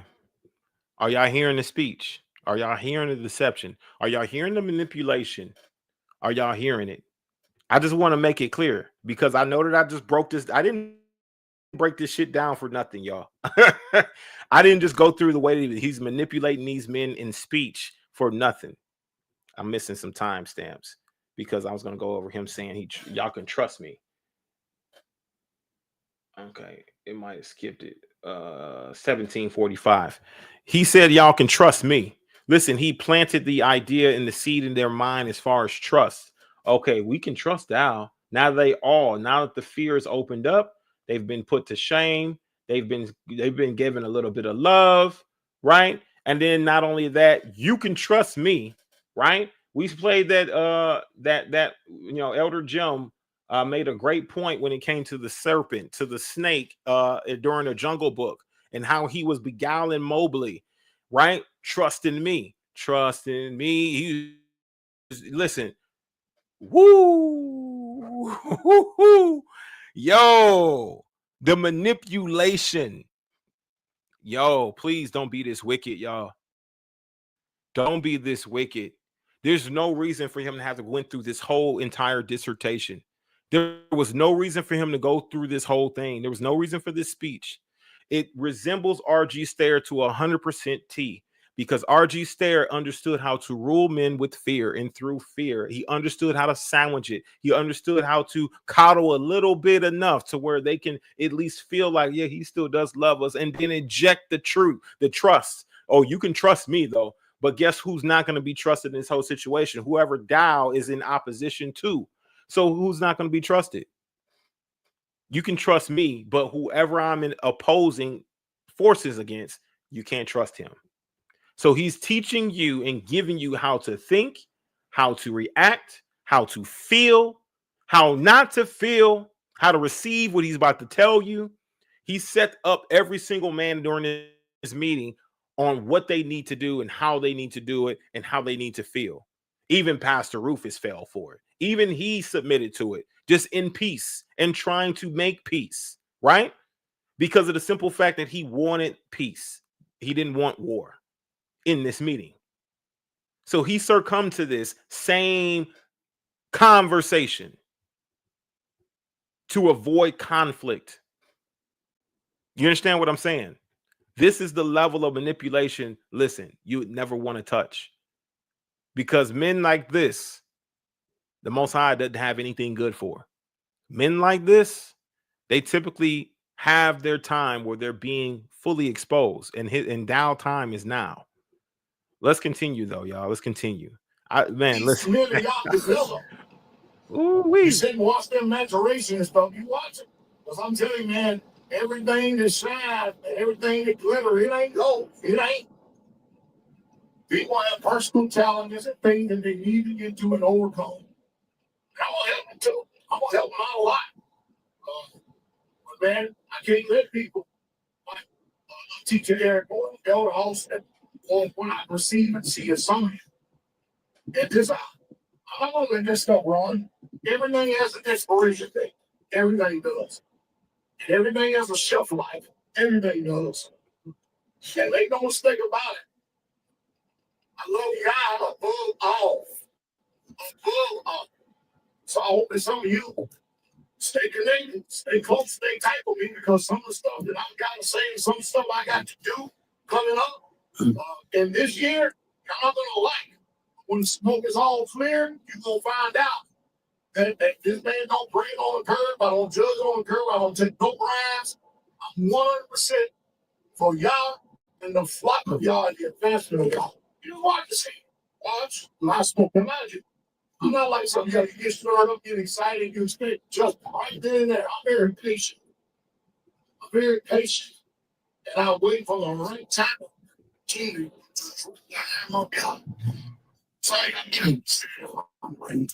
All right, Shep, this is what I want to do so we can get to what we got to get with. Because I think this is going to get us to our conclusion. All right, so this goes into Corey Phillips going into, he want to get to what he wants to get to. Now, I want you guys to know there was another splice, there was another cut. If I'm not wrong, he was not finished in his speech just yet, but Corey went into speech, and it just seemed like it almost was seamless. But honestly, this is not a natural way to speak. It is not natural. This did not happen naturally. There was no transition from or a passing of the torch in conversation. It just went directly into Corey. Okay. So you got to know that there was something cut out at this point as well. And it was just a fine little situation there. But let's continue to hear what Corey has to say. One, I'm going to just ask flat out questions about statements in this video. Second, I want to refer to some things, because here's what's happening, Pastor Rufus, is that for myself, and I don't know about nobody else, is I had a conversation with you, and I had a flat out conversation with you. And the end result of that is, Brother Daniel, yeah, I haven't had an opportunity to do that part. If you know how to do that, that would be great. Because I would definitely have to figure it out more. But if you already know how to analyze it and examine it, that would be beautiful. But I would have to, get the right tools to analyze this audio to see if they've made any cuts or edits to it. That would take some time. But let's continue, y'all. For me too, like I told you, we getting to this meeting is the most important thing.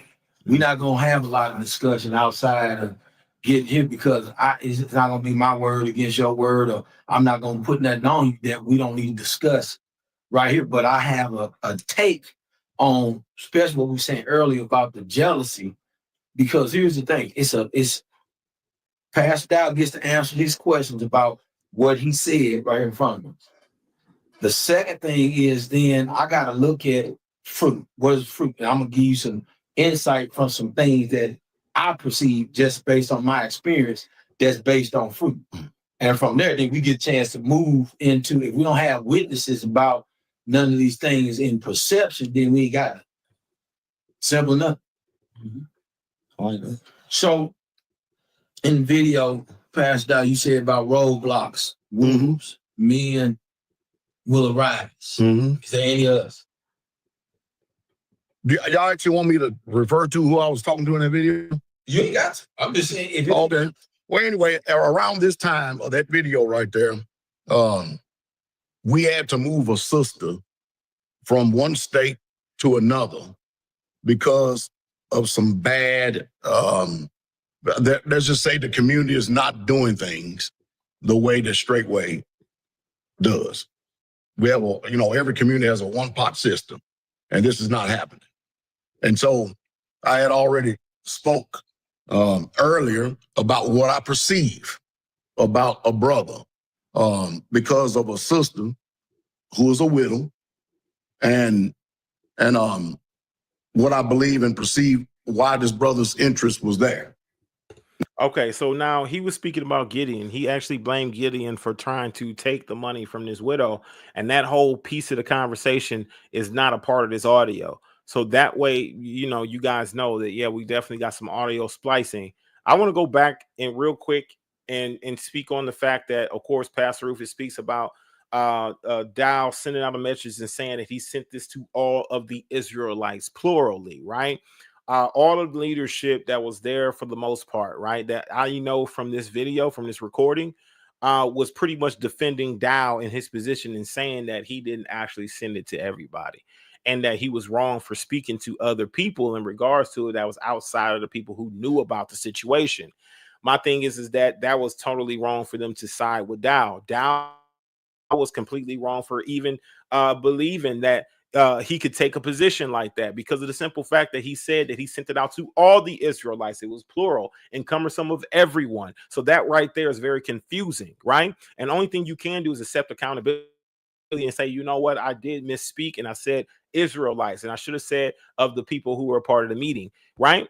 But if you got people who are not going to fellowship with Georgia any longer, then guess what? Those people who ain't fellowshipping, they also know not to show up to Georgia. So how aren't you relaying the message to them, right?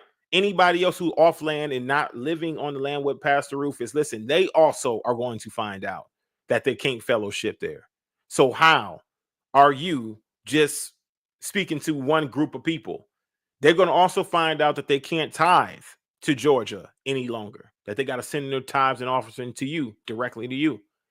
So how are you not making it known for everybody who's involved, for all the saints who are involved, and giving Pastor Rufus a green light to speak to his assembly about the situation that's about to transpire? I would think it would be very odd for him not to tell the rest of the saints on the land why people ain't showing up to Sabbath.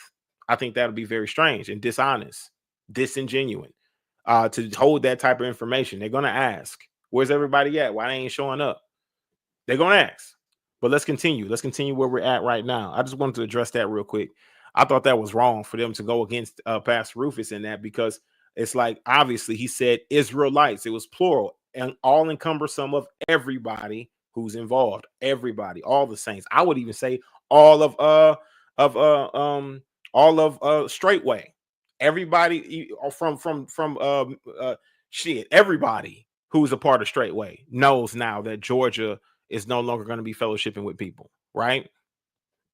That's what I would just say that. And I heard about it. I heard about the situation with Georgia. So if I heard about it, I'm pretty sure plenty of other people heard about it, right? Let's continue. Now you have to understand, all that could seem accusatory until it actually starts taking place and happening. If I didn't call it before it happened, you would call it an accusation, but it did happen. And so I have this sister now at another community. All right. So in the video, you said you owned him somewhat. I mean, on the video, you said like I say I see some of the same similarities that I've seen in Elder Austin, that I see in some of the leadership here. Right. That's what I said. Yeah. I'm just trying to get to, was that directly that Pastor? No, that's shooting at the leadership. Okay. What now we get to point. So that's shooting at the leadership, but who specifically? Who specifically was it shooting at directly, Dow? Was it shooting at Corey? Was it shooting at Muir? But we know for sure that after Pastor Rufus left, then all of these accusations that he's talking about when it comes to Elder Austin and things like that, he started to put that on to Pastor Rufus and saying that he was stealing from the saints, right? And we know that he Austin, he stole money. You understand what I'm saying? So who, right? Let's continue. No, I'm getting him. I'll let you know. Okay, what about the wolf that you protecting us from wolf that use fair words? Good words and fair speeches. All right. So the wolf is not in one individual person. You can clearly hear that in the video in context. Well, who's the wolf now? Is that me? Hmm? Is that me? No, No. We're going to get to you. What about the follow, the answer? All right. So this is where it comes out right here. See, again, I called this before it even took place. And to show that it actually is taking place, I've said nothing to nobody outside of my immediate family about this meeting that took place in Green Bay. He has not stopped talking to brothers on the land, off the land about this Green Bay situation. My question is, why do they even have a need to know? Why do they have a need to know unless you're actually trying to garner favor, steal the hearts of the people from the particular ministry that y'all called them to? Why even, they shouldn't even hear none of this. It shouldn't even be entered into their ears. Just like you took precautions, y'all took precautions to not let all these elders and all these brothers up there at the leadership meeting to hear this. All of a sudden we get finished with this meeting, you go back, and then guess what happens? You spit into all these people's ear, your perspective. That's the Absalom spirit. That's him. Now, again, I called this before it happened. I'm gonna let you respond to it. I'm gonna just go down the list. Well, we gotta go back. I mean, probably best if I can respond right after he says it. So say he's saying that he called this before it happened. Honestly, tell you the truth, that's him trying to speak. I guess saying that he's prophesying, right? He prophesied that this would take place. You understand what I'm saying? Same way that he's speaking about the so-called reset. Okay, and we're gonna get to that in a minute. But he's saying that he prophesied this Absalom spirit and that this would be Rufus, right? Or Pastor Rufus, who acquired this spirit of Absalom. Okay. Now, just simply talking to other brothers in regards to a situation that's taking place that may affect them and their families' lives, that is not Absalom. Absalom is somebody who conspired against the king and got other leaders on his side because he was well liked, and he sought to overthrow. That's something totally different from debriefing and are letting people know what's going on so they can prepare themselves mentally, spiritually, emotionally, physically, all these other things.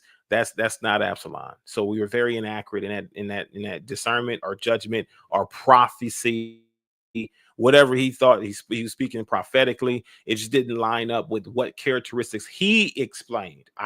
He explained those characteristics. I didn't. He explained the characteristics of him talking to brothers on the land, not conspiring to overthrow him with these brothers, but just debriefing them and letting them know what's going on play by play so they can prepare themselves. Yeah. Go ahead, Pastor. Keep going. Just let finish. So you said you was gonna wait and hold the judgment card till they show. So at this point, I want to go ahead and get my timestamp. Where are my notes? Let me get my timestamp because this is going to be important. Let me go to 38. 38 real quick. Because he never spoke to me directly. Did Vince speak to you? Vince after the fact, because Vince reached out to me about something you haven't called you. And that's when I found out that he was actually down. Why I hadn't called is because I know how Pastor did that. I talked to Pastor Dowell. He first told me add Vince to the community. I didn't do it yet. He said he should be somebody you think about that. He got good income, he got da. Okay. Then I came back and I talked to Pastor. I said, Pastor Dowell, I'm thinking about adding Mama to one of the boys, or two boys. I'm thinking about adding another Vince family. Cool, I'm fine with both of those Israelites. What is Mama Twana and the boys here? Didn't lie, right here. So I said, I'm thinking about adding these two families. I said, I'm thinking about adding Mama to one of the boys first because they've been with the ministry long. He said, no, add Vince. You want to know why? I said, yes, sir. He said, Vince is already working with your debt crew, right? I said, yes. He said, you're paying? I said, I am. He said, now you don't have to pay him anymore. And then the income he has coming in guaranteed from the military, now you can add that to the thing. Putting Vince on first, let them get comfortable, then add Mama to one of them. That was our conversation. He knows, because I told him, Vince lives 2 or 3 miles away.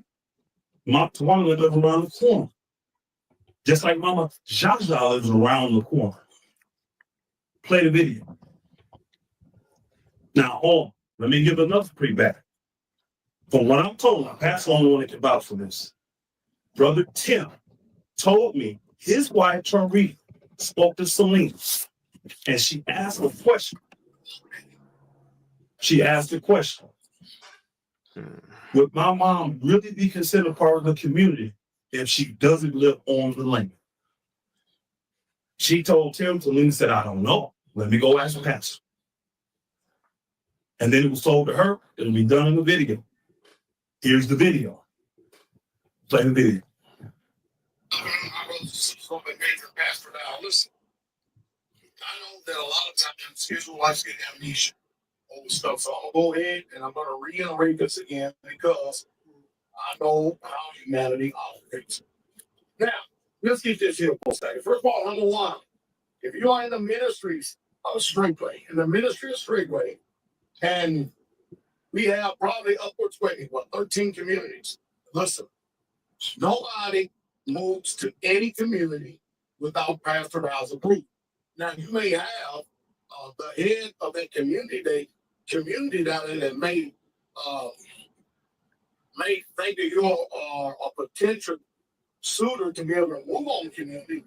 But that head of that community will always run stuff past me. Always do. And you'll know if they bring stuff past me. I mean, all you have to do is pick up the phone and call them down the hall and leave me a message, and I'll let you know. That's how we operate. But nobody ever gets on any community without Pastor Dowell's approval. Also, again, I'll say it once, I said it 1,000 times, say it again.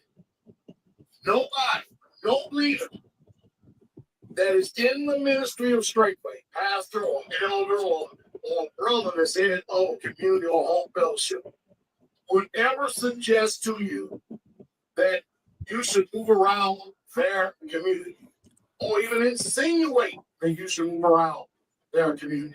That's not the way we operate. You have to let the Spirit of God lead you as to where you are to go. All right? Now, once you're there, listen to me on this. Listen real close. So everybody won't miss out, because if you want to know the way Straightway does it, tell them listen very close. If you don't live on community, I mean, I've got a lot of people that live around Straightway community here in Tennessee, at the headquarters here in Tennessee. Yeah. Now, one day they may be living on community, but as it stands right now, they don't live on community. Let me give you an example. Brother McNabb.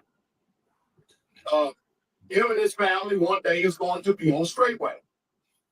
As a result, Brother McNabb, the head of that house, has that household he has to support. You understand what I mean? So from time to time, Brother McNabb, he gives tithes and he gives offerings. That's what he does. But he is in charge of the upkeep of that house that he is in.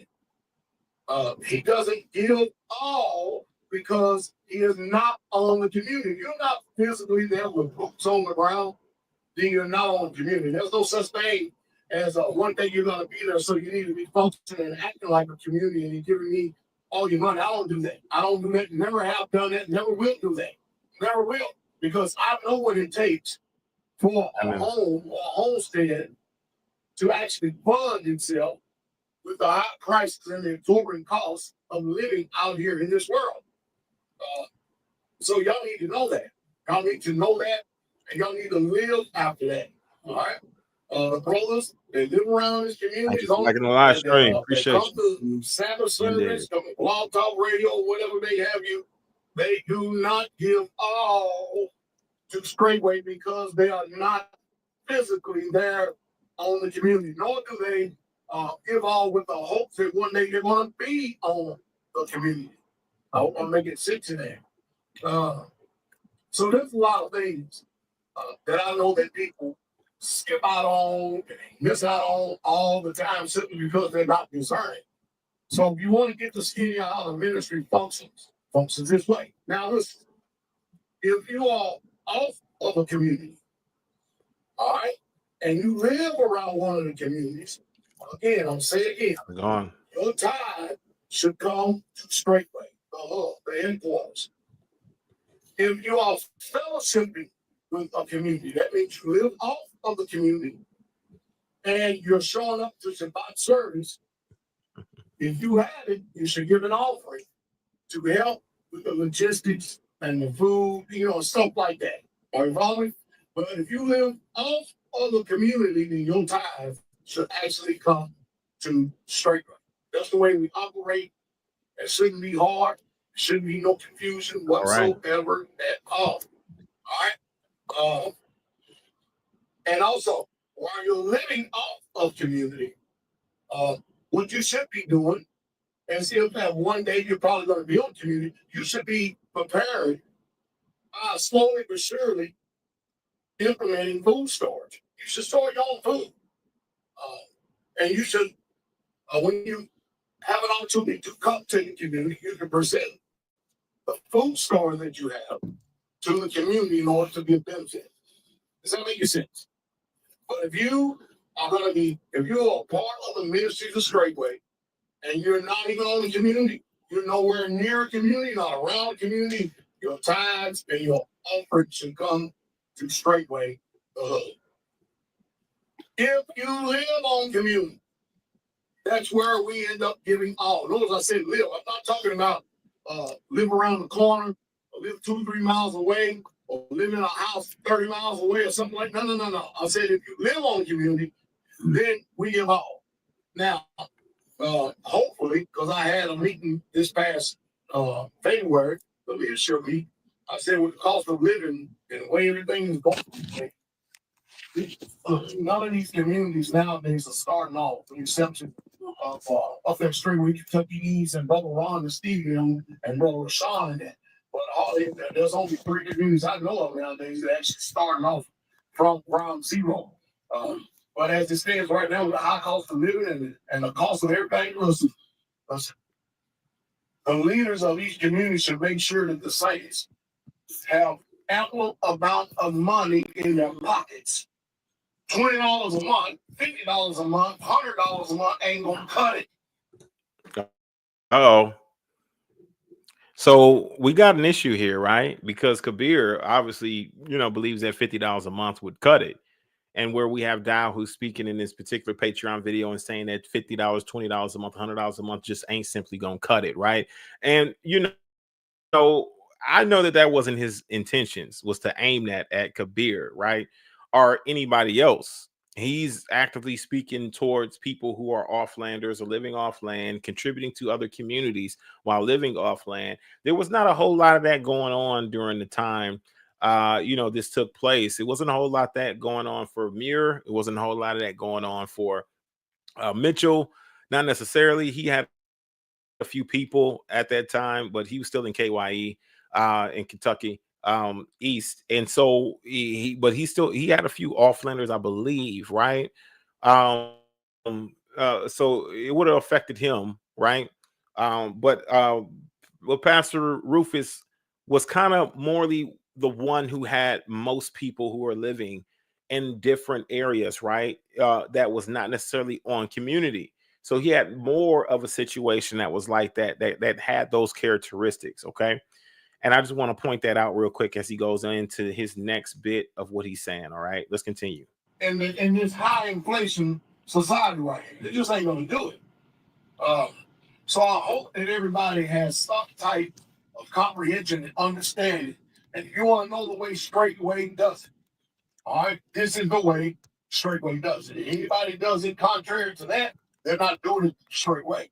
Again, you're talking 30 years experience right here. I understand. So majority of communities was not paying or giving the saints much money at all. But let's continue. He used it as it was a good excuse at the time, right? I'm sure he thought about this. How am I going to be able to get this done? I'm sure he thought about it. Let's continue, though. I get it. I comprehend it. I promise I do. But I need to get everybody on one accord.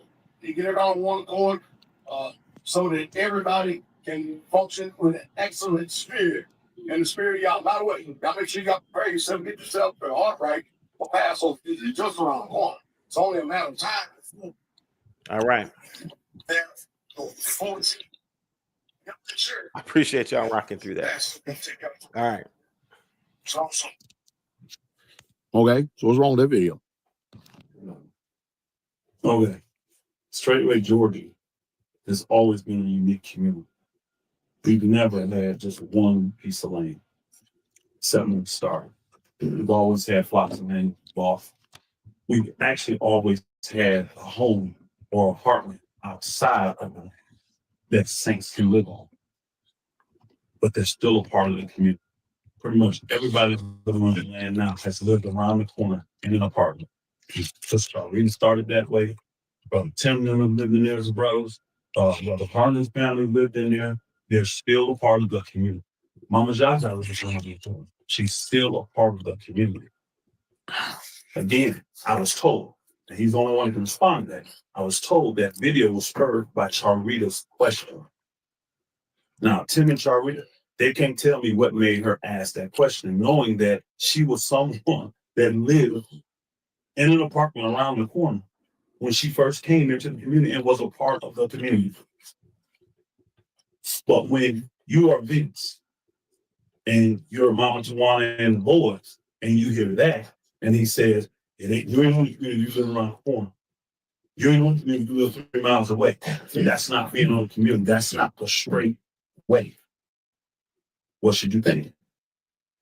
Now, back to this part. The reason when I asked him, the reason Vince called is because I told him to. Even though I talked to Pastor Dowell, and he approved those families of coming and being on the land, being a part of Straightway Georgia, being part of that community. I still told Vince, because I know I ain't with his mouth, you call and verify. Oh, I know you got a lot of this shit. Still call him. He told me, I'm not going to call out. I know you told the truth. Did he call? Yes, no. Yeah, he left me a message. Yeah. They called him back. He still called to verify to make sure what I was saying is true. But if Pastor told me that these people are part of our community, he told me to add them to the community. I got his approval. Then they hear back what they're supposed to think. Are you finished? Yes, sir. Okay. So what did I say any different in that video? Are you finished? This guy here, man. Come on. Then I said in a previous video speaking about the same thing. Anything any different? You want me to ask? I'm asking all of them. You ain't saying nothing different to me. Different. This is what I'm saying. Okay, go ahead. That's what I'm saying. He in this video, you're reiterating how you get in the situation that if you're not on community, you send your tithes to Straightway, and if you send your offering to the communities that you are around, that you're supporting. That's, to me, that's what the intent of this video was. Now, I don't know if it was any other underlining, because addressing those, you got people that's, when he said DMV breaking up or any other community breaking up, you move around, then you got to understand, even if I'm moving 2 feet, that don't mean I'm in the community. So to me, based on what you just said, so if he told you that Vince is in the community, he's a on personnel type of person. Yeah. Mama Tawana, if she's a on community type, then that is gonna be a different application for them. Everybody else, same video. Go ahead. So I'm just gonna cut to the chase. So this Tijuana and Vincent part of the community there? They live off land. So they're not a part of the community. No, but you see what I'm saying? Yeah. When I talk about this reset, I'm revamping everything. I'm making choices. Stop.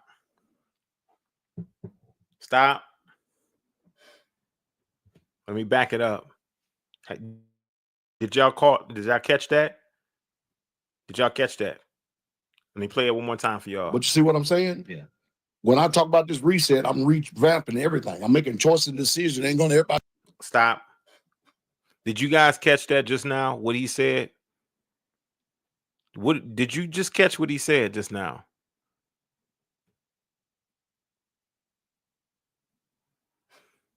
I want you to put it in the chat. Tell me, did you catch it? I want to see if you caught it. Let me go into the chat real quick. Did y'all catch it? Hey, shout out to my brother SD. Man, bless you, my brother. Bless you, my brother, for your donation. Man, you did that about a minute ago. Okay, so I can be able to catch you. Listen, bro, SD, thank you so much, brother, for your donation. Shout out to the Warsheep podcast for forcing Dowell to take down the paywall, carrying on in yeah speed. Hallelujah. Hallelujah. Carrying on. Yes, sir. Yes, sir. Salute to you. Salute to you, my brother. I appreciate you. Appreciate you. Well, bless. Carry on. Carry on. Hallelujah. But there's no way I can take full credit, right? Because, you know, Brother Abraham's testimony was very telling. And then, of course, followed up with Pastor Rufus's challenge for them to come out and speak up, right? And apologize to Brother Abraham in regards to their false accusations. The combination of all of that is what honestly really forced his hand to say, you know what, let me try to provide some type of receipts, in which this was nothing. Let's go ahead. Let's see what you guys got. Okay, I caught it. Now Dowell is saying that he changed his mind because of the reset. That you and your domination, boom, is much appreciated. Hallelujah. Donation most appreciated. Absolutely. This is like some kind of multi-level marketing cash flow scheme.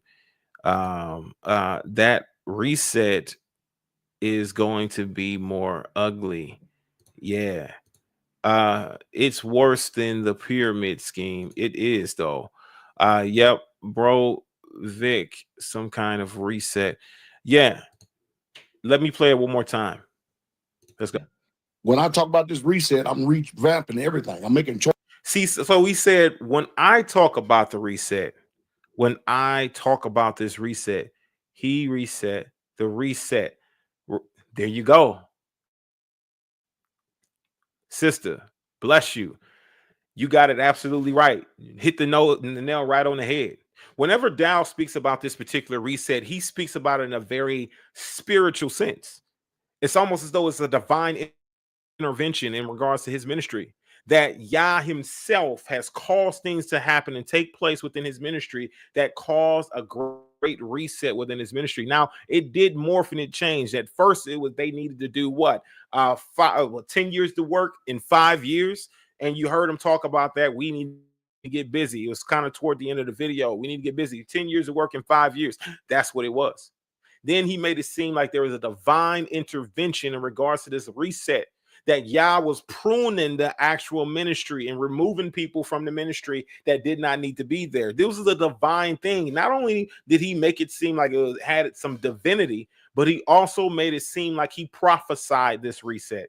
A prophecy came about, prophesying a reset would take place, prophesying that there would be a reset, things like that. He put it on a very divine level. This is blasphemous. This is blasphemous. But in this video, you clearly hear him state right here, right? We're gonna go to 5144, which 5144, where is it? When I talk about this reset, okay, when I talk about this reset, man, they kind of much mashed together, revamping everything. So let's read it again. Let's read it. I'm going to do it like this. Okay, I want you guys to see what he said here. Yeah, when I talk about this reset, I'm me, meaning he himself. I'm like I am revamping everything. I am revamping everything. You understand what I'm telling you? So, how can you say that there was any divine intervention, that you prophesied a reset, if you're the one who orchestrated the reset?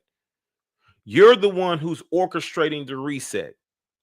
In this video, you spoke about it right here in this timestamp of 5144, that this thing was what orchestrated by you and you alone.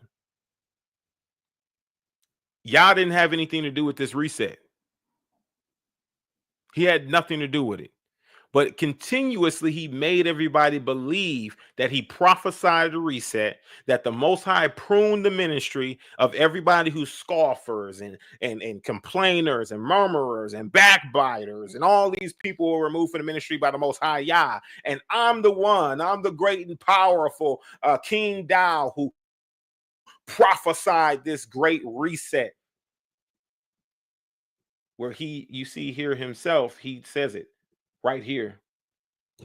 I'm revamping everything, not Yah revamping everything. He said, I'm revamping everything. I'm making choices and decisions. Ain't going to be everybody going to like it. So, pretty much like you said from the beginning, while we're here. So what he's saying is Pastor Rufus is saying is that Pastor Dowell is crippling. He's crippling. So you guys now understand that he's revealed his true motives, that he's actually told you right here what's going on with this particular so-called reset. Not only that, the characteristics in the video that he's spoken about, these two individuals and him, you know, blocking them from being able to move on to the community, right? Apparently he changed his mind. Apparently he didn't want them moving on the community any longer. Apparently he decided to pull back from that and withdraw that approval of them moving on to the community, right? And then he said that it was a part of his reset, reset, that he was going to revamp everything, that it was his doing from day one, that he was going to be the one to do it. So absolutely. Why are we pretending as though there was a divine intervention, that, you know, the Most High saw it fit for these people to be removed because they were no longer serving us in the way of capacity, and they all this, that, and the third? And who's a great divider if not Satan? Ain't Satan the great divider? Ain't he the one that's going to divide everyone? He's going to cause division and discord amongst the brethren. Is he not the accuser of the brethren? Doesn't he bear false witness? Doesn't he claim to have certain levels of power and authority that he does not possess? He claimed like he prophesied this thing and it never did come up. It never stuck. It never stuck. He himself orchestrated the actual reset. The Most High Yah had nothing to do with that reset, and we all knew it from day one.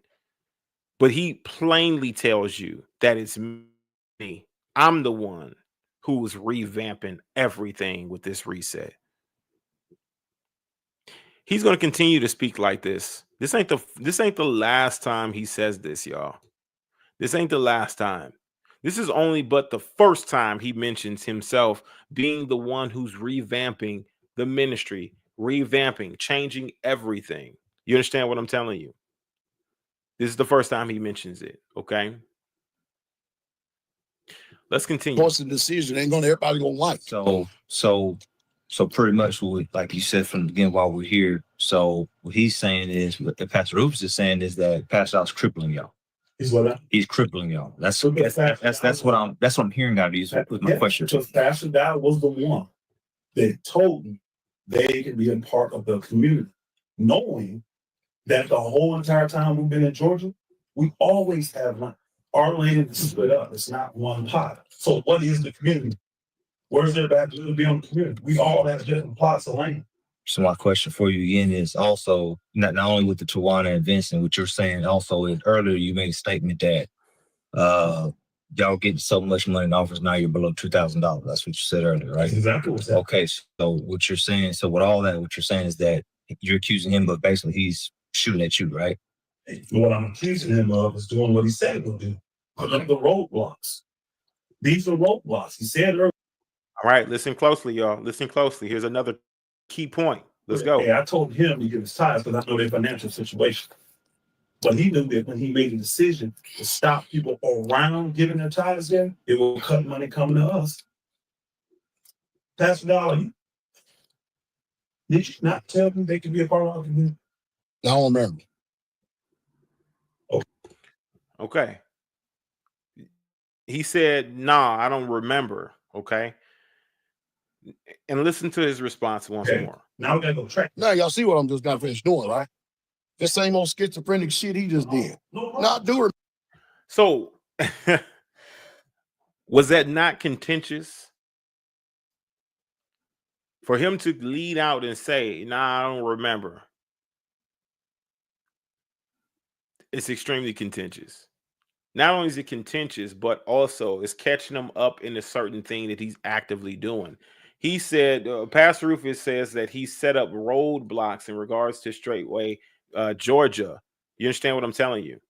And which, of course, when you do things like this in speech, that right there, you can consider that like an admission.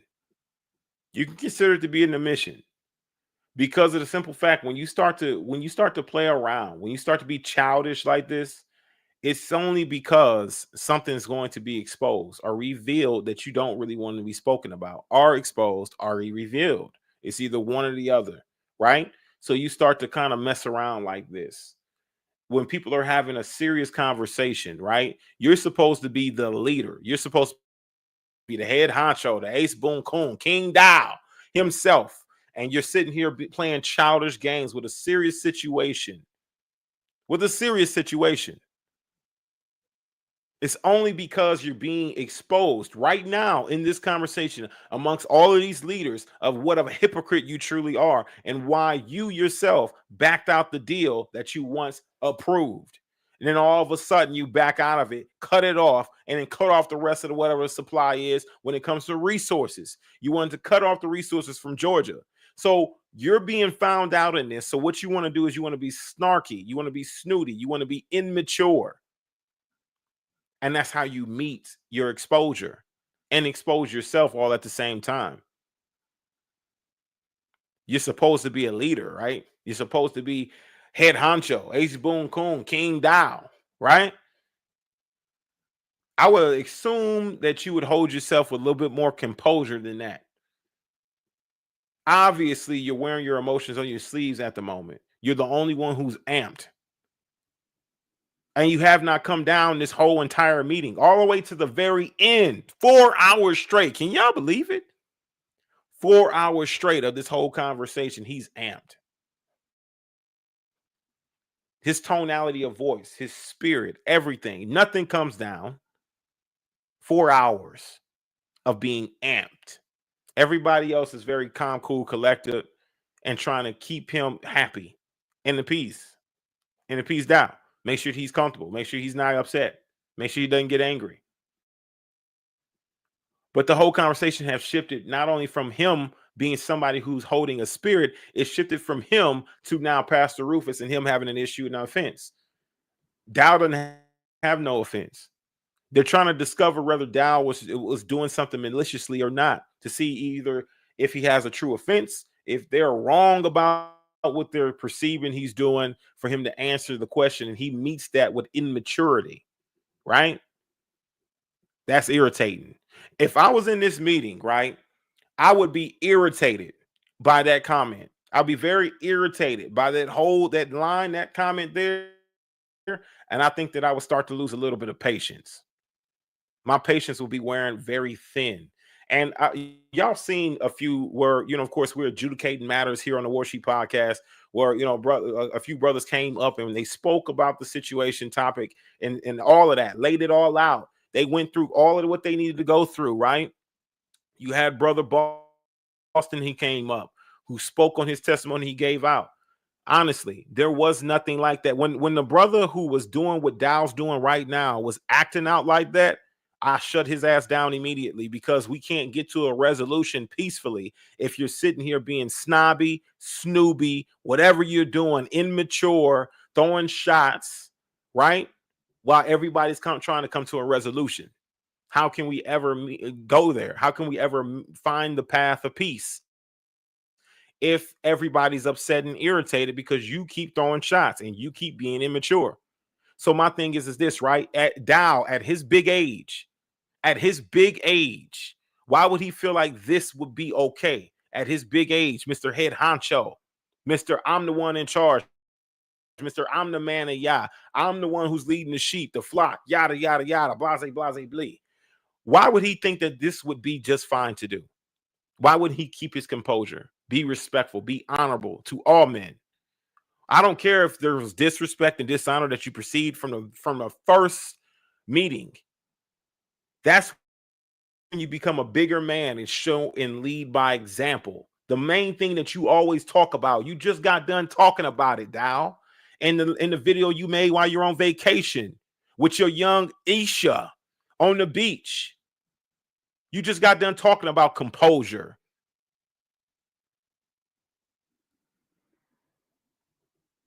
Disappointing at your big age, being immature, being bratty at your big age, and y'all trying to come to a peaceful resolution. Some leader you are. You're a brat. You're a brat, and you've become a brat. You got your sugar daddy, sugar baby, Kabir Bajabia Miller, KGB, and he just made you real spoiled and bratty. You understand what I'm saying? Somebody get KGB in this meeting right now. He needs to burp the baby. He needs to burp the baby. The baby's fussing. The baby's fussing. The baby needs burping. Somebody get KGB to burp the baby, okay? Get KGB to burp the baby so we can have a peaceful conversation, a respectful and mature conversation. I would have been irritated. That would have irritated me. I would have been very irritated. And my patience would have been wearing very thin. After that remark and comment, we would have been having some problems because I would have been throwing them back. I'm just sorry. It just is what it is. It's irritating. I would have had to check them. Somebody would have had to check them. We're trying to come to, why wouldn't somebody say something to them? Anyway. I remember saying that they could be part of the community. But I've done changed all that. What's so damn hard to understand? I just got finished changing. I changed it on that video and Kabir, where are you? Burp the baby. You hear him talking, whining, carrying on. Come burp the baby. Somebody, please. Video previous to that. And y'all know the reason why? I'm going to give y'all the reason why. Because I just got finished having Brother Rashawn ask me for $60,000. I don't have $60,000 growing on trees. But the offerings have increased to us here at the hub. And what I see okay. The offerings have increased to us here at the hub. And what I see increased here at the hub, when I go out to these other places, I do see the increase. I don't see the increase. When I go out to these other places, I don't see the increase. That should be on them lands. That should be on them lands. If the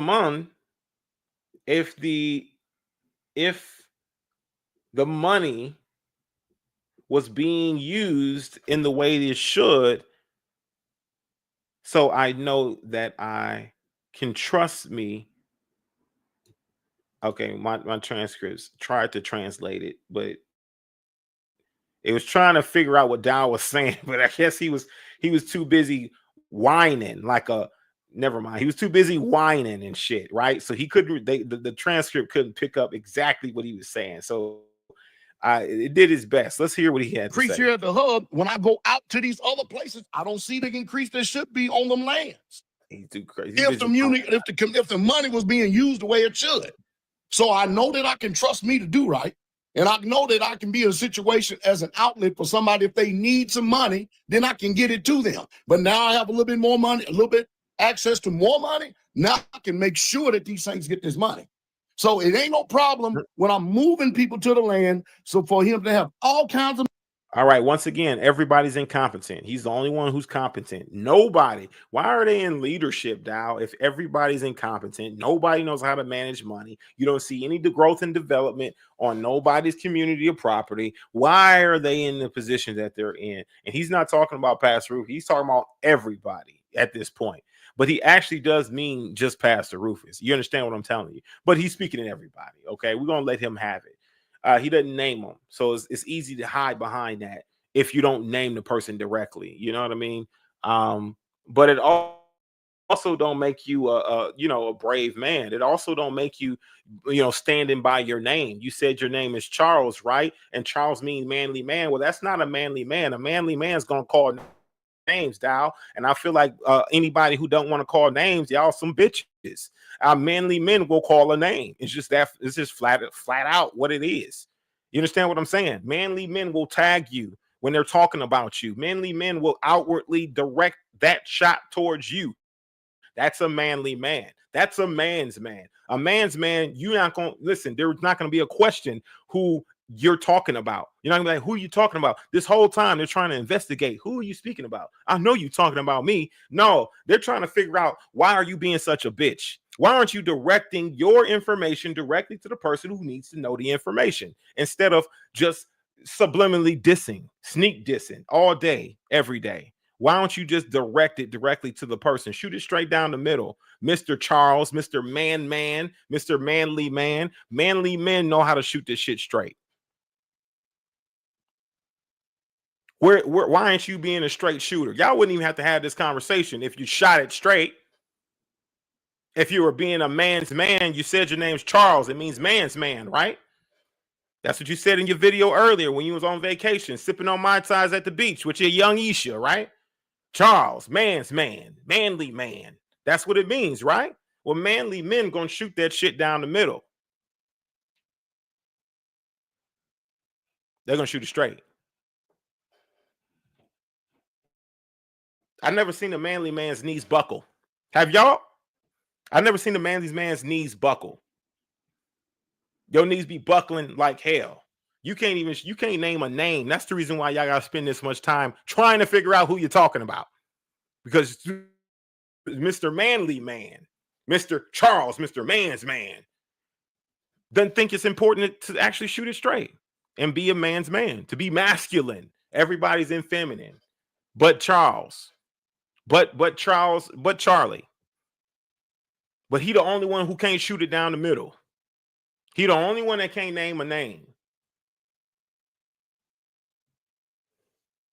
What's up with all the shotgunning? Shoot it down the middle so nobody got to figure out who you're talking about. It's simple as that. The money to make sure that they're taken care of, because I know their financial situation. But then all of a sudden, when I start making changes on the reset, it only affects him. That's basically what he's saying. It only affects him when it affects everybody in the ministry. It affects everybody in the ministry.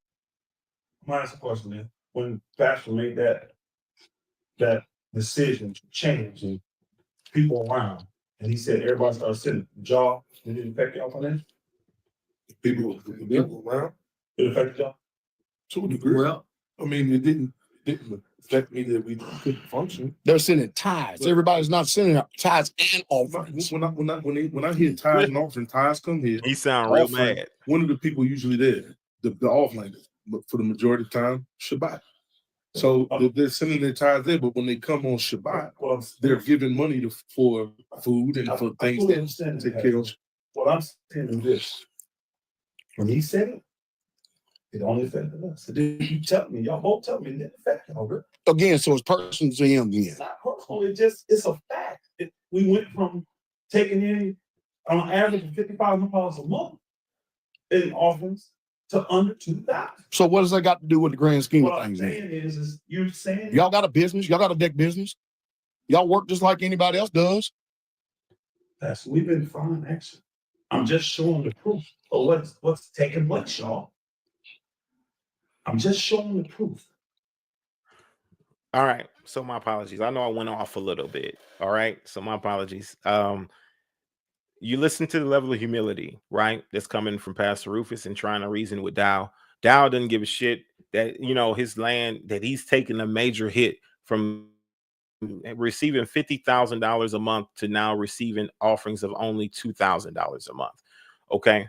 Now, I want to really point this part out because of the simple fact that there was a real motive behind this, and the reason why Dowell just does not give a shit. He doesn't care. He could care less. He said, y'all got a decking business, don't you? Well, hey, obviously, in results of the decking business, in results of that, $2,000 a month is what their gross profit was. That's what they were able to use for their land, right? If he's saying it came from $50,000 to $2,000 a month, then obviously that's including the business. It includes the decking business too, right? Based on what was earned. Okay. So my thing is that the reason why he did what he did here, okay, we got to understand this, right? The reason why 55,000. Okay. 55,000. All right. I'm glad I'm paying attention a little bit to the chat. All right, 55,000 a month.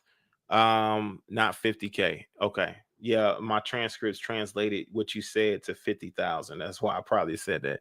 All right, so 55,000 to $2,000. And my thing is this, right? The reason why he did this is he put a squeeze on Pastor Rufus. He put the squeeze on him. And the reason why he did it is because Pastor Rufus was the one who confronted him, right? 5,500. Yeah, so 5,500, $5,500 a month. Did I say 55,000 again? All right, $5,500 a month. Okay, not 55,000 or 50,000, 5,500. Okay, so my transcript, y'all see it right there. Y'all see it says 50,000 a month. That's what it thought he said. So 5,500. He put a squeeze on Pastor Rufus, and the reason why he doesn't really give a shit is because, of course, Pastor Rufus was getting people who were bragging about the community. Even Mitchell was bragging about it. Muir visited and was bragging about it. People were taking vacation time, spending time with Pastor Rufus down there, eating some of that good Georgia cooking, things like that. I mean, straightways cooking. Like when I went to that Passover, was it just me? Was the food trash? I'm not just saying that just to say it, but it was a lot of plates in the trash that was like full. And I've been getting a lot of people who wrote some testimonies like, man, the food ain't the same. Like it ain't like it was before. Like you can tell a difference, right? Without Mother Jennifer and the rest of the sisters as well, Sister Sandrea and things like that in the kitchen helping out. You understand what I'm saying? The Georgia sisters, right? In the kitchen doing what they do. Obviously that impact has definitely left, you know what I'm saying? But the food was not that like the shit was kind of it was interesting to say the least. Okay, I'm gonna try to keep it polite as much as possible, but he put a squeeze on Georgia.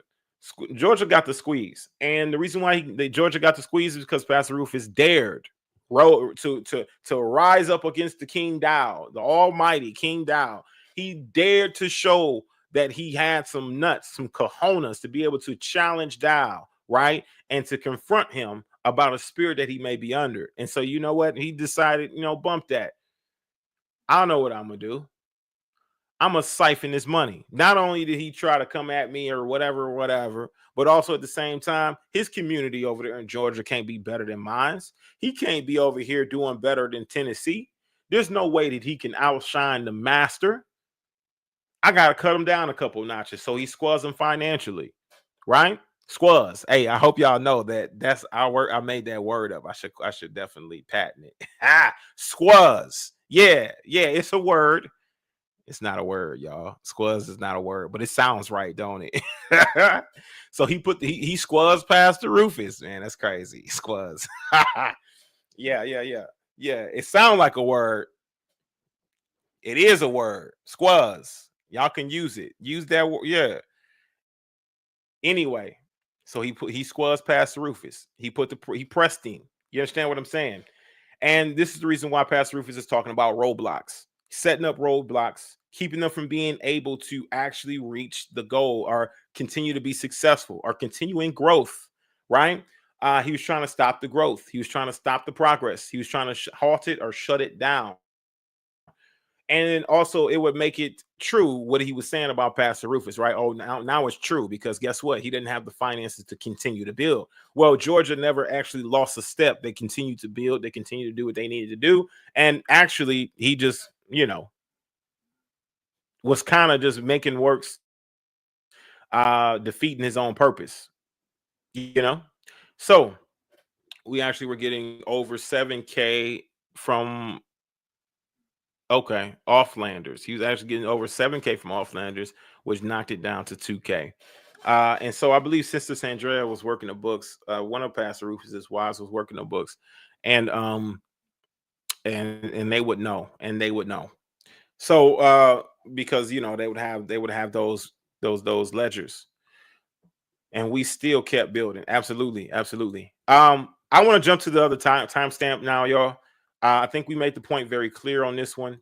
We've discovered that, of course, his divine intervention from the Most High and resetting his ministry, that was all but a lie. He himself reset his own ministry, and we know that now. He told us that. We're gonna go to 1. Let's go to 1. We were almost there anyway. We were doing just fine, guys. He's going to say something very, very telling here. All right. 1. We need this full account. Okay, y'all. We need this full account right here on 1. Okay, you said, how was it? I'm not going to tell you who you are. I submitted. Right. As he said, I'm not going to tell you who you are. But what I'll do is I'll just take the authority you guys giving me, and I'll just set a roadblock, because that's how you know who you are. I thought I explained roadblocks here a minute ago. I gave a situation about a sister. Yeah, you talking about. So what I want to get to, Pastor, is where's the issue? Where's the problem? The issue is this. Here's the facts, and I was trying to say it. Here's the facts. Forget everything else. We ain't fellowshipping. People can't come, and he'll cut most of our money. That's just the facts. The money's coming straight right now. It's how he wants it, and we ain't got no fellowship.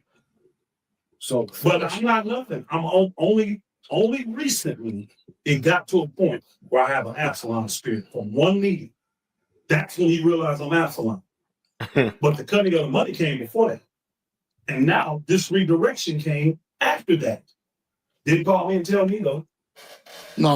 I made a video before that last offering, the entire video. I made a video last year about how people are going to start giving. You actually made a video a few months before that. You did. It's the same thing I'm saying. It's not. I promise It you. is the same thing. It's 95% the same. It is. You added the caveat. The reason why it ain't the 5% the same because of whatever's been pertaining to you. Absolutely. So you don't bitch when money's coming your way, and then when money gets cut, you then all of a sudden you're bitching. Yeah, I hope you do see it, because that's cut and dry. I get. We got to stay on course. So we determined that. So yeah, I hope you do see. I hope you do see it, because that's cut and dry. Right. Okay. So when money gets cut, then all of a sudden you bitching. When money not cut, you're not bitching. Well, I mean, if you're complaining about somebody's work ethic and the way that they're progressing their land and their community, the way that their community's progressing, if you're complaining about it, if you're saying that they're not accomplishing enough, but then you tell them they're not accomplishing enough, and then you go and cut their resources, right? How in the hell are they supposed to accomplish anything? You just got done cutting their resources.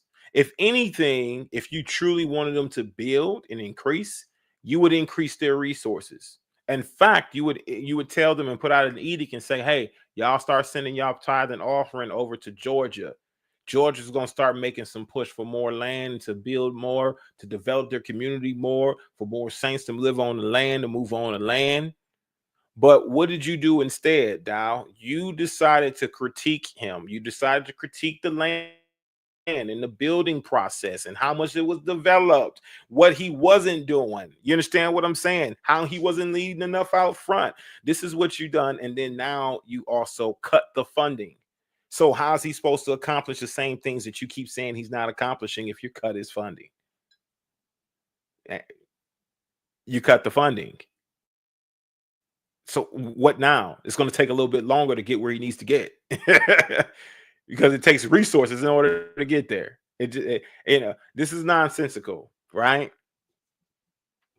I would be bitching too. I would be bitching about it. Yeah, you're damn right I'm bitching, because guess what? You're telling me that I'm not doing enough, and then you cut my funding. So now it's going to take me some time to really be able to do what I need to do. And I mean, I'm thinking about this from a very business perspective. You understand what I'm saying? I can't get there if you're not going to let me get there, right? Let's continue. I think I got a little bit more to go with this timestamp, and we got to move on to the next time. We've determined that. I know. So I know we got to get up in the morning. What we need to do is, all right. So you never finished where you were at. You said you had questions and you had something else. And you also said, Pastor Rufus, a minute ago, you said, we're doing 5. Mm-hmm. If we know that the prayer now has opportunity, you can't continue to send ties there, which Pastor Chan, right? If we know that the pastor has done something one way, and then he puts out a video, and he says, I am resetting this whole thing. All right. Now we have a second confirmation. Did y'all hear that? We got it time stamped right now. 1/02/42. I am resetting this whole thing. Y'all ain't reset nothing. Y'all had nothing to do with the reset of Straightway Truth Ministries. Y'all had nothing to do with pruning. Y'all had nothing to do and had no part to play in it. You understand what I'm saying? This was all Dowell. And we have a second confirmation coming from Muir, who also says, I am resetting this whole ministry, is what Dowell claimed. Okay. Let's go to time step 137. And then we're going to be landing this plane after 137, y'all. I appreciate y'all rocking with me this long. I know it's late, but I really wanted to go ahead and get on top of this because I didn't want people to get too comfortable and thinking nobody was going to say nothing about all this BS that's going on in this recording. Put out the first audios file. Put out Georgia, or put out Green Bay. Put Green Bay out. I want to know what the hell's going on in Green Bay. Let's play this real quick. My timestamps here. Let's go. It ain't my character. Somebody's following the book, and somebody's not. And all I want us to do is follow the book. We love Yah more than Pastor Dowell. Now I say that for all of us, but we're not going to. We're going to find out. I love Pastor Dowell. He hasn't had a great amount of peace in his ministry. The world shows, man, yeah, because I've been tough. I've been the one telling me the man, yeah. I've been the one right there beside the whole entire time. I don't think anybody in this ministry knows you better than that. I don't. And I'm sitting next to the other guy. I have studied this man for 14 years. Yep. And the more I study, the more I love him. But he's off right now. I believe that wholeheartedly. Yeah. But he's off right now. And I believe that wholeheartedly. I love this man. I've studied this man, been with this man for 14 years. And I love this man. But I believe he is off right now. I believe he's off. Open up doors for peace all over the place. All these wide open doors to walk through to make peace. And what did Dowell do? For somebody who's here, not for iniquity, not for sin, not for transgression, but just because there's an offense that took place, you seem to really be butthurt about something, Dowell. You haven't offered a stitch of peace this whole time. You've been on 10 the whole entire conversation. You have not come down, not even a little bit. If anything, you amplified yourself a bit more. Mr. Control your emotions and be, it's bullshit. Wolf tickets. Let's continue.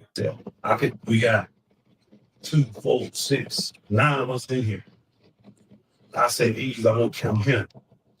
If I gave everybody a piece of paper right now on reset, I bet I get 76 that wants an answer. Now, I want you guys to listen very close because we've been pointing out points where he's talked about he himself causing this reset.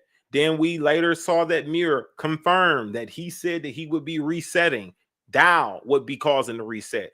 Dowell said that he would be the one resetting as well. But of course, in public eye, in front of everybody, it's Mr. Oh, y'all reset, y'all pruned. I called it. I'm the prophet. I prophesied a reset. Oh, guess what, y'all? The reset's over.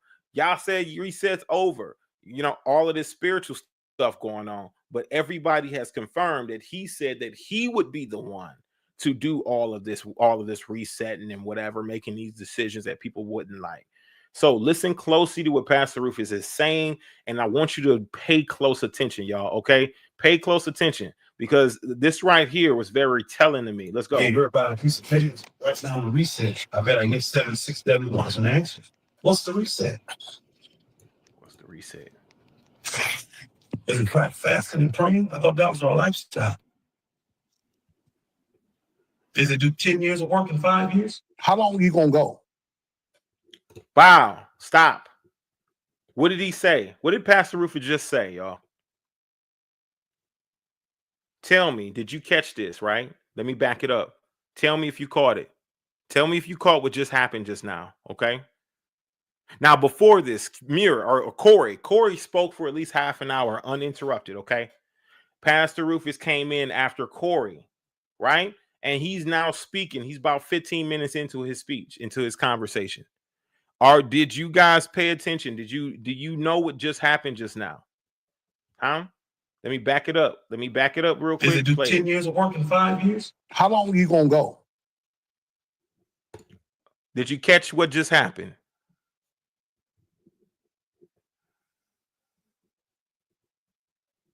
Did you catch what just happened? Jason Phillips, did you catch what just happened?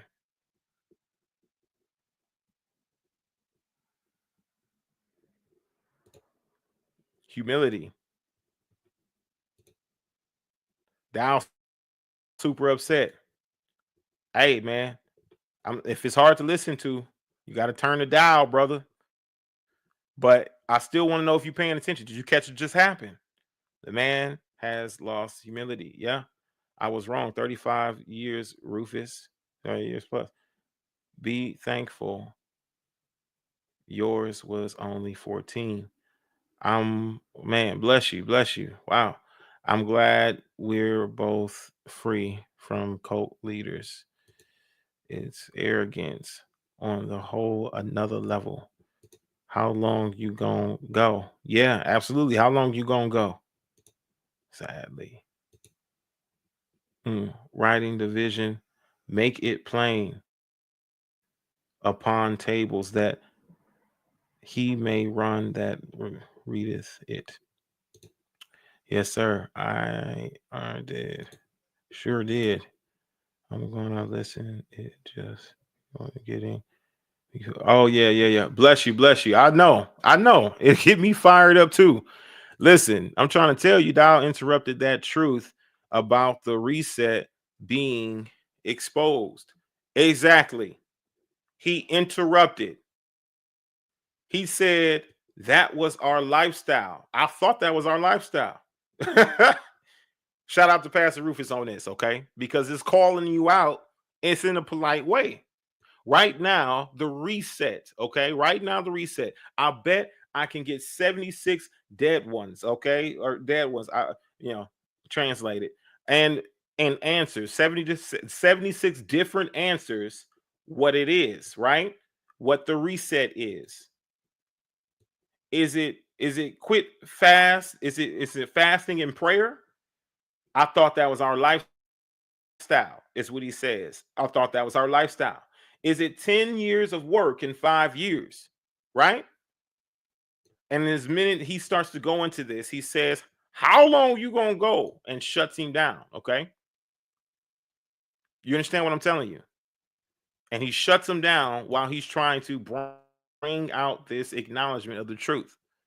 A lot of times when people know that spell, that witchcraft is about to be broken, they need to stop it before it actually takes place. You can tell that he himself, when he's interrupting, he's like, well, damn, how long are you gonna go? He's directly offended by what he's saying. You can tell throughout this whole thing that Dowell has nothing but an offense. The whole entire time, the whole conversation throughout this whole thing, he's had nothing but an offense. You can tell the lack of care, of cutting funding, of doing whatever he's been doing to Georgia, that he's had an underlying goal and motive. You can tell all these different things, right?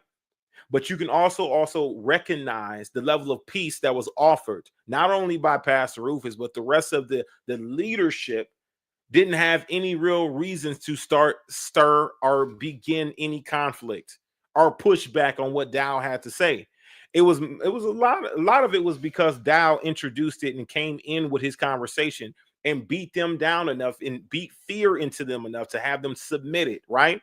To where they were not going to challenge anything he had to say throughout this whole conversation, in which they really didn't. The only person that actually challenged him on his positions was Pastor Rufus, right? And it might have been a few instances from Elder Brent. You understand what I'm saying? But in this recording, I don't believe there was too much of Elder Brent speaking. I don't believe that he challenged too many positions. I didn't really hear him much. But the rest of them, you had a lot of them. Elder Becker, very disappointed and not speaking up in anything throughout this whole thing, right? Not much of anything. He validated a few points, but nothing really came across as to where he really was going to bat and defending. You hear a bunch of grown-ass men in there on their knees, literally. And when they're supposed to stand together, right? And speak up and be able to get down to see his transgressions, his iniquity, his sin, they decide to coward. They decide to fold. They decide to literally keep their mouth shut and to not challenge any positions, not to raise too many oppositions. There were some who asked questions. There were some who may have said a thing here and there. The first meeting didn't go very well. This meeting here, they decided not to say a word, not to say much. But my thing is that when he goes into this, right, you got time. He shut this thing down totally and completely. This level of truth that was springing out, right, ready to remove and drop scales, he shut it down. So you can tell the level of anger, the level of immaturity, the level of impatience, the level of honestly lack of care for a peaceful resolution. We broke it down and we've already went through it that there was no sin. There was no sin. There was no transgression. Okay? We've determined this from this one video recording. There was no sin. There was no transgression. There was no iniquity. There was only an offense that needed to be discussed here. So how do we get from only an offense, right? In which at the end of this video, all right, we're going to be landing this plane here soon, y'all. All right. How do we get from only an offense to now we have sin? And it was a presumptuous sin that led him to want to kick Pastor Rufus out of the ministry, right? But it never was spoken about in this recording. Presumptuous as a sin was never spoken about. It never was even brought up. Not only was it not brought up, but that's not the reason why they had this conversation.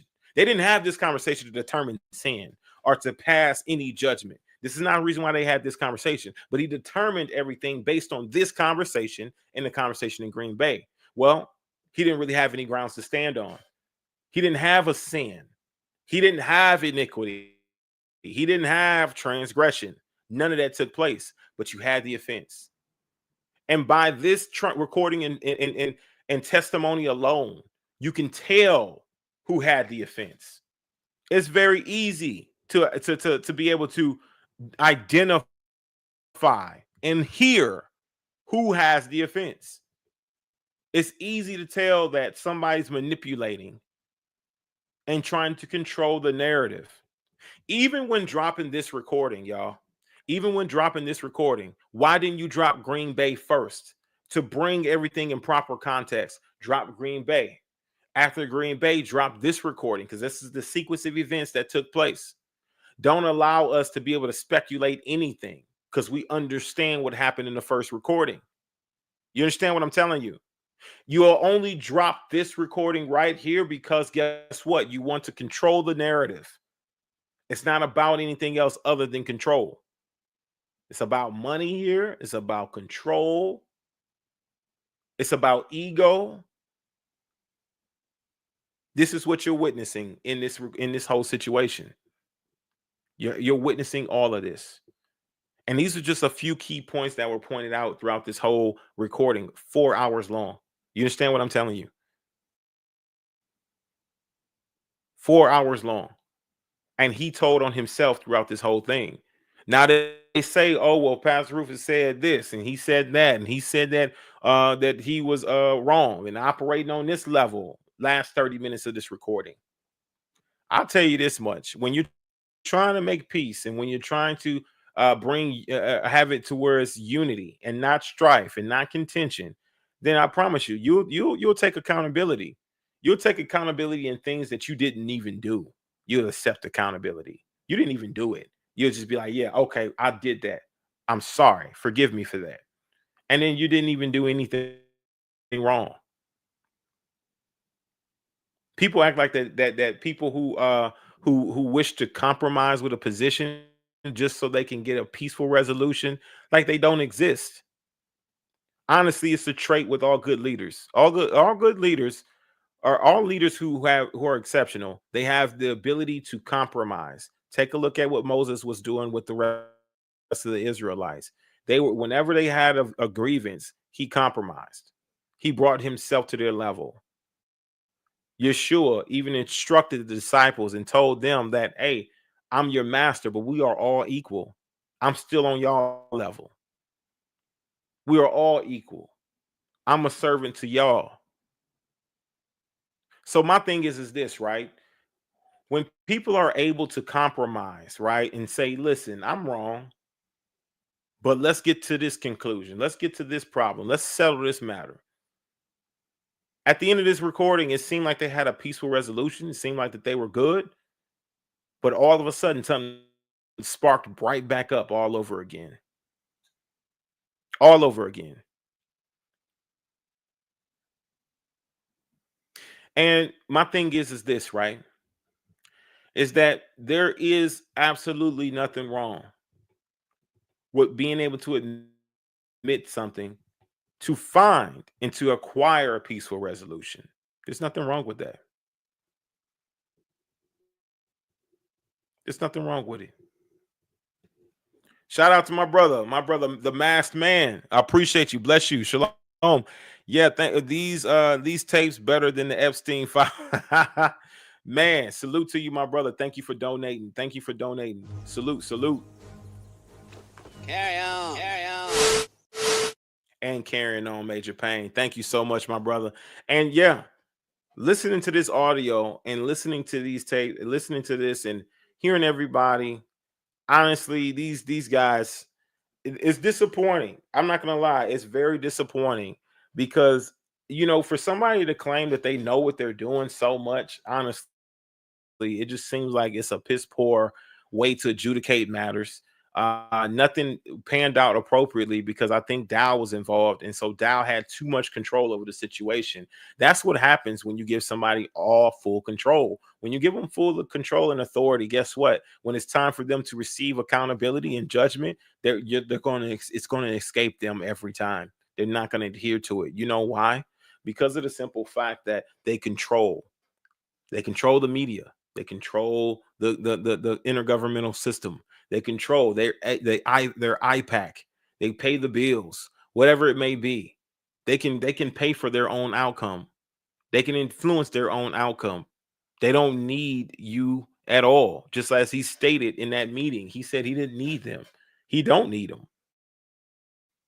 He can create and fabricate his own outcome, just like he fabricated the reset. He fabricated that it was divine intervention coming from the Most High and plucking these people out from the roots and da da da da da da. And I'm the prophet who prophesied the great reset and da da da da, and resets over and all fabricated, all made up. Honestly, everybody who is a part of Straightway, you're just another, I guess, simulation. You're NPC. You're an NPC, a non-playable character in his world. You're an NPC. All of you are NPCs in his world, in his simulation. He can fabricate whatever the hell he wants to make up, whatever lie, whatever fake ass divine intervention, whatever prophecy he wants to come up with. He can orchestrate it. He can design it. He can make that shit up. He can plant somebody in the middle of the congregation. They can fake their own death right there in the middle of the congregation. He goes to pray over them, and miraculously they'll arise and stand up. Next thing you think that he just some great wizard or some great prophet who's come among you and able to heal the sick, raise the dead, cleanse the leopards with this great power. And he can spin it because you're nothing but an NPC. He's expecting that. He can sit in the middle of his live stream, his drunk talk, and he can call your wife a disingenuous bitch, and you won't do anything about it. You know why? Because you're an NPC. You're just going to roll with it. He can literally drop a recording like this, right? And then talk shit, talk trash like he did everything right in this recording when he was the most childish individual in here who's lost and lacked temperance. The things that the Bible speaks about: bridle of tongue, temperance, long suffering, right? Forgiveness, compassion, right? He wasn't an example of what the book talks about when it comes to an elder man. He was actually operating like an old fool. But he will spin it and tell you that he was the one who was righteous. And guess why? You guys of Straightway will believe it, because you're NPCs. You're non-playable characters in his world. So whatever he tells you, that's what it is. Go be ruled well. But I want to let you know, right? I want to let you know. I want to let you know that somewhere, whether you be in Straightway currently or you're out of Straightway, somewhere in the future, you are healed. You are healed. You are restored. You are redeemed. You don't have to be this way. You don't have to be an NPC. You don't have to be somebody who feels like leadership should be in rulership over you when a book speaks contrary to that. You don't have to be somebody who says that you're being ruled over and they are ruling well over you. You don't have to be that. Yeshua sees you. He sees your pain. He sees you being naive. He sees that you're seeking to serve the Father.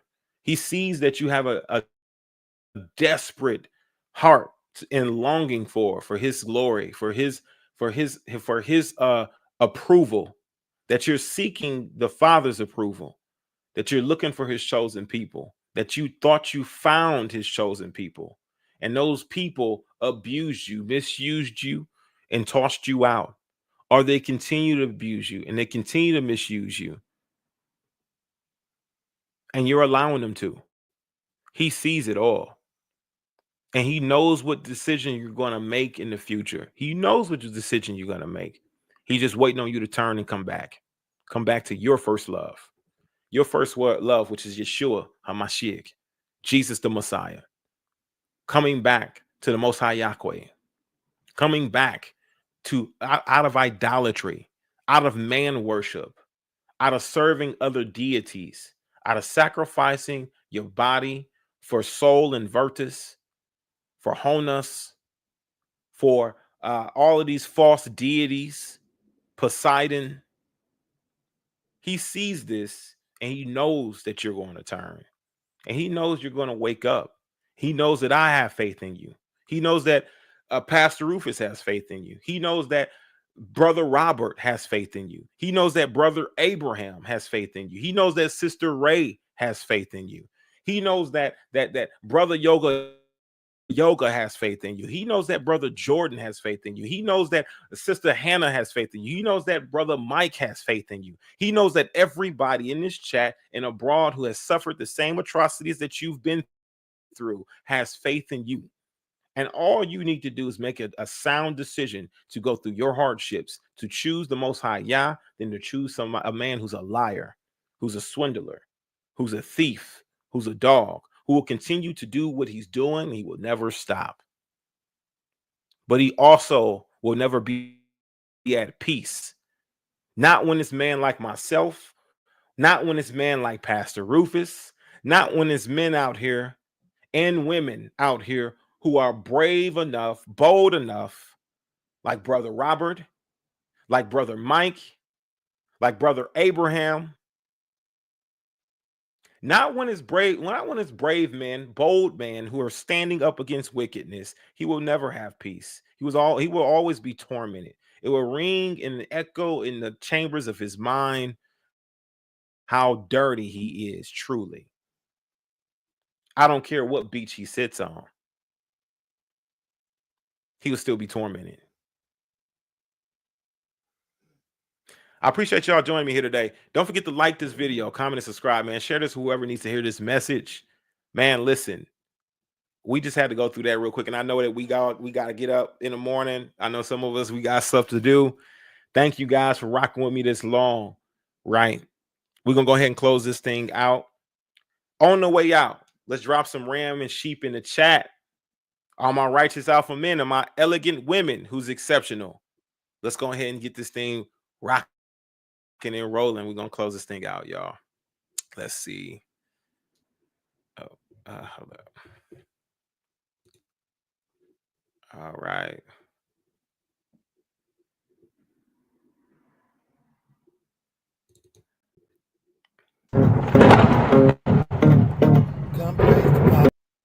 Is the sheep?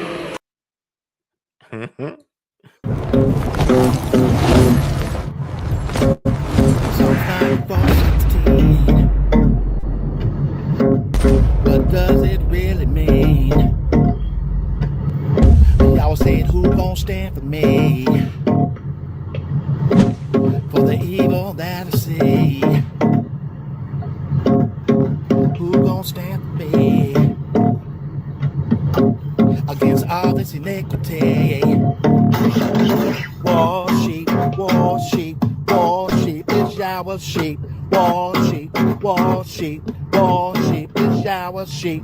Warsheep, Warsheep, Warsheep is our sheep. Warsheep, Warsheep, Warsheep is our sheep.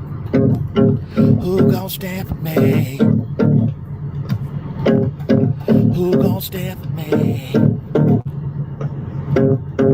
Who gon' stand for me? Against all this iniquity. Warsheep, Warsheep, Warsheep is our sheep. Warsheep, Warsheep, Warsheep is our sheep. Warsheep, Warsheep, Warsheep is our sheep. Warsheep, Warsheep, Warsheep is our sheep. Who gon' stand for me? Who gon' stand for Yahweh? Who gon' stand for Jesus? Who gon' stand for me? The truth is on fire.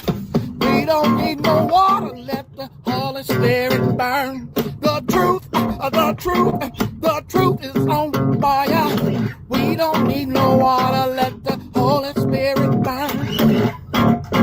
Who gon' stand for me? Who gon' stand for me? Who gon' stand for me? Psalms 94:16. Who gon' stand for me?